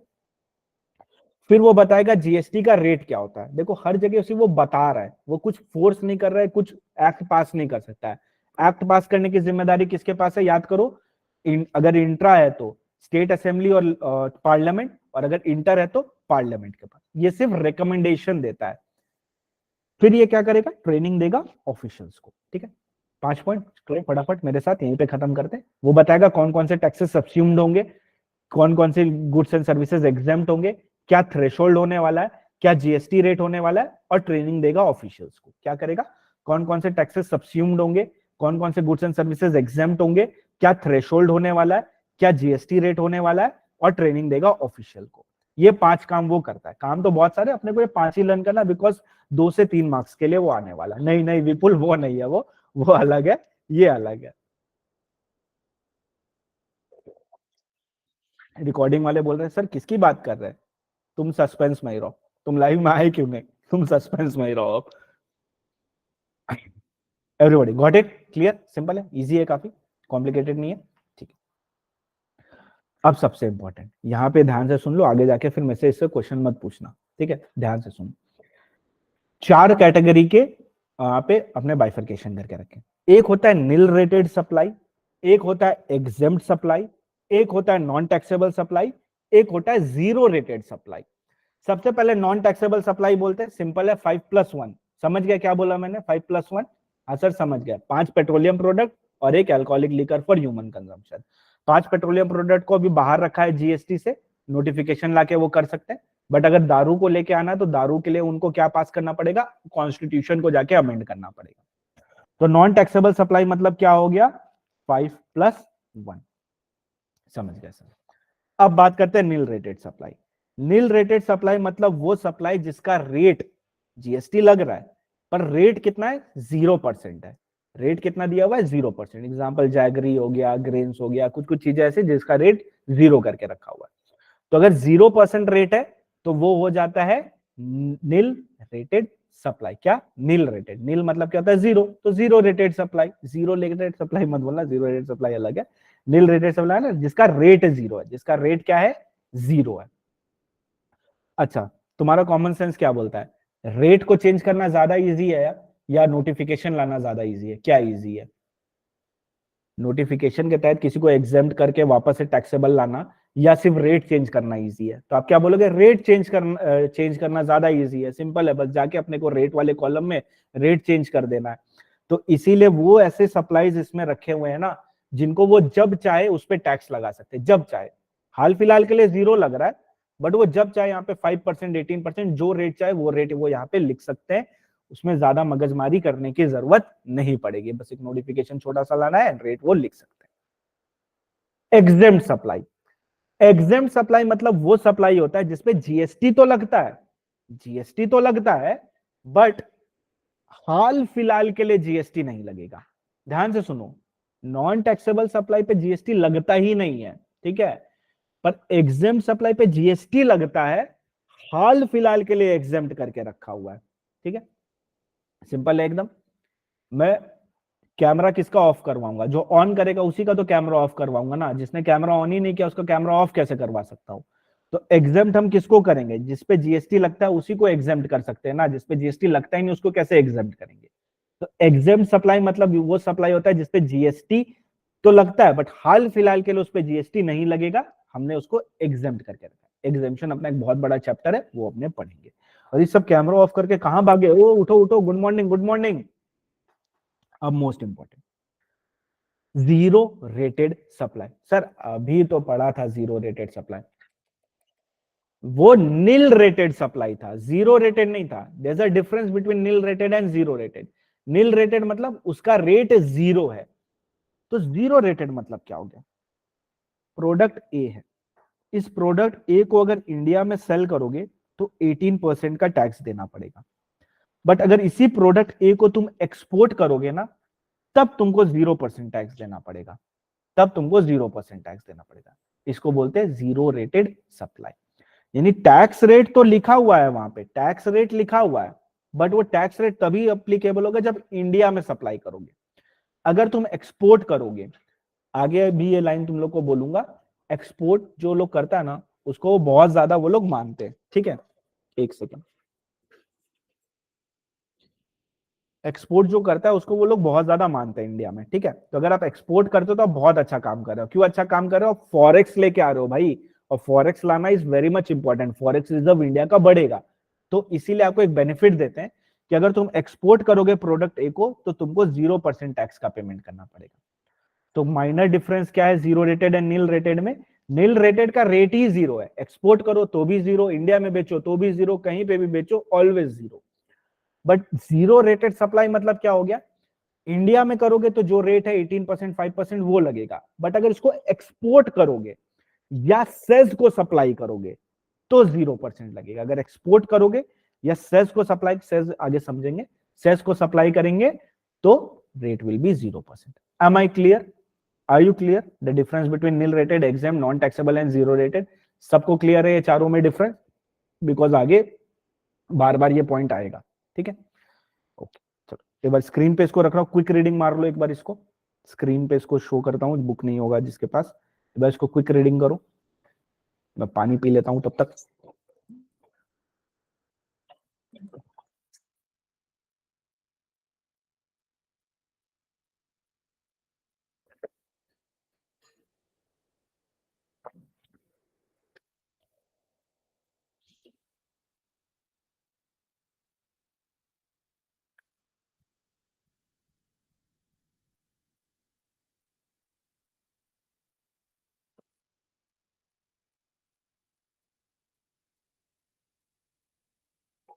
अपना मेन ऑब्जेक्टिव यही है कि जितना ज्यादा अपने क्लास में कंप्लीट कर ले उतना बेटर है। घर पे सिर्फ और सिर्फ रिवीजन वाला पार्ट अपने को कंटिन्यू करना है। डाउट्स लेता हूँ एक बारी, पूरा चैप्टर एक बारी ओवर हो जाए, फिर एक साथ सारे डाउट्स लेता हूँ। ठीक है, रीड कर लिया सबने? इजी। अब सबसे बड़ा चैलेंज अपना जीएसटी में ये है ना कि ये चैप्टर नंबर 1 अपने को चैप्टर नंबर 40 तक भी यूज लगेगा। तो continuity of the revision is very much important. Continuously आपको रिवाइज करना इज वेरी मच इंपॉर्टेंट। ठीक, कंटिन्यूअसली आप कैसे रिवाइज करोगे? आप साथ साथ समरी बनाते चलोगे जितना हो सके। ऑलरेडी बुक समरी में है और हाईलाइट किया हुआ है, तो आप उसको भी यूज कर सकते हो। डायरेक्टली आप हाईलाइट को भी पढ़ सकते हो, तो भी आपको समझ में आ जाएगा क्या लिखा हुआ है। अदरवाइज आप अपना खुद का एक समरी बना सकते हो, चाहो तो साथ साथ छोटी छोटी चीजें को आप साथ साथ ले सकते हो। Garima, can we claim ITC in zero dated goods? ये अपने पढ़ेंगे रिफंड चैप्टर में। रिफंड चैप्टर में इसके बारे में अच्छे से बताऊंगा। ठीक है, अभी बस नॉर्मल कॉन्सेप्ट पे फोकस करते हैं कि कौन क्या होता है। ठीक है, तो आप साथ साथ अगर समरी बनाते चलोगे, अगर समरी नहीं भी बनाओगे तो बुक में जो भी रेड हाईलाइटेड पोर्शन है बस उसको भी साथ साथ रिवाइज करते चलोगे, तो आप काफी अच्छे से कनेक्टेड रहोगे पूरे क्लास के साथ। अदरवाइज आपको ऐसा लगेगा थोड़ा सा आगे जैसे अपने बढ़ेंगे ना, आप भूलना शुरू कर दोगे। तो भूलना नहीं है, अपने को कनेक्टेड रहना है। ठीक है, तो साथ साथ तुमको रिविजन भी करते रहना है। सिंस आज डे 1 है तो आज के लिए सिर्फ इतना ही रखते हैं। आशा करता हूँ आपको क्लास बहुत ज्यादा पसंद आया होगा। अगर आप यूट्यूब पे देख रहे हो तो वीडियो को लाइक कर देना, चैनल को सब्सक्राइब कर देना, वीडियो को शेयर कर देना दोस्तों के साथ और कमेंट भी कर देना। और जो लोग डेमो देख रहे हैं तो भाई डेमो क्यों देख रहे हो? लो इनरोल करो। डेमो क्यों देख रहे हो? इनरोल करो। नहीं पसंद आया? पसंद आया सर, बहुत ज्यादा पसंद आया। ठीक है, सो that's it for today. Thank you very much दोस्तों। कैसा लगा आपको जरूर मेरे को बताना। क्लासेस एंड स्पीड वगैरह कुछ कम ज्यादा वगैरह कुछ भी करना तो मेरे को जरूर बता देना। वीक में कितने क्लासेस होंगे? अभी संडे को एक क्लास होगा, कल अपना एक क्लास है। उसके बाद संडे फिर अपना क्लास नहीं होगा, उसके बाद सिर्फ वीकली अपना क्लास होगा सैटरडे तक। ठीक है, बस कल संडे, कल अपना एक क्लास होगा एंड मंडे फिर अपना क्लास होगा, बिकॉज 9th को मोस्ट प्रोबेबली रिजल्ट है। तो जिन लोगों के रिजल्ट है उन सबको ऑल दी वेरी बेस्ट। अच्छे से बढ़िया से हो तुम लोग का रिजल्ट, आशा करता हूँ। एंड आशा करता हूँ आप लोगों को बहुत अच्छे से समझ में आया होगा। जरूर रिव्यू दे देना, क्लास कैसा लगा। कुछ कम ज्यादा वगैरह कुछ भी करना होगा तो मेरे को जरूर बताना। सर मजा आ गया? हाँ जी, एकदम मजा आ गया मेरे को। So that's it, thank you very much for joining in. Bye bye, take care. Recording off कर रहा हूँ, डाउट लूंगा, टेंशन मतलब भाग नहीं रहा हूँ। सर आप भाग जाएंगे? नहीं भाग नहीं रहे, रिकॉर्डिंग ऑफ कर रहे।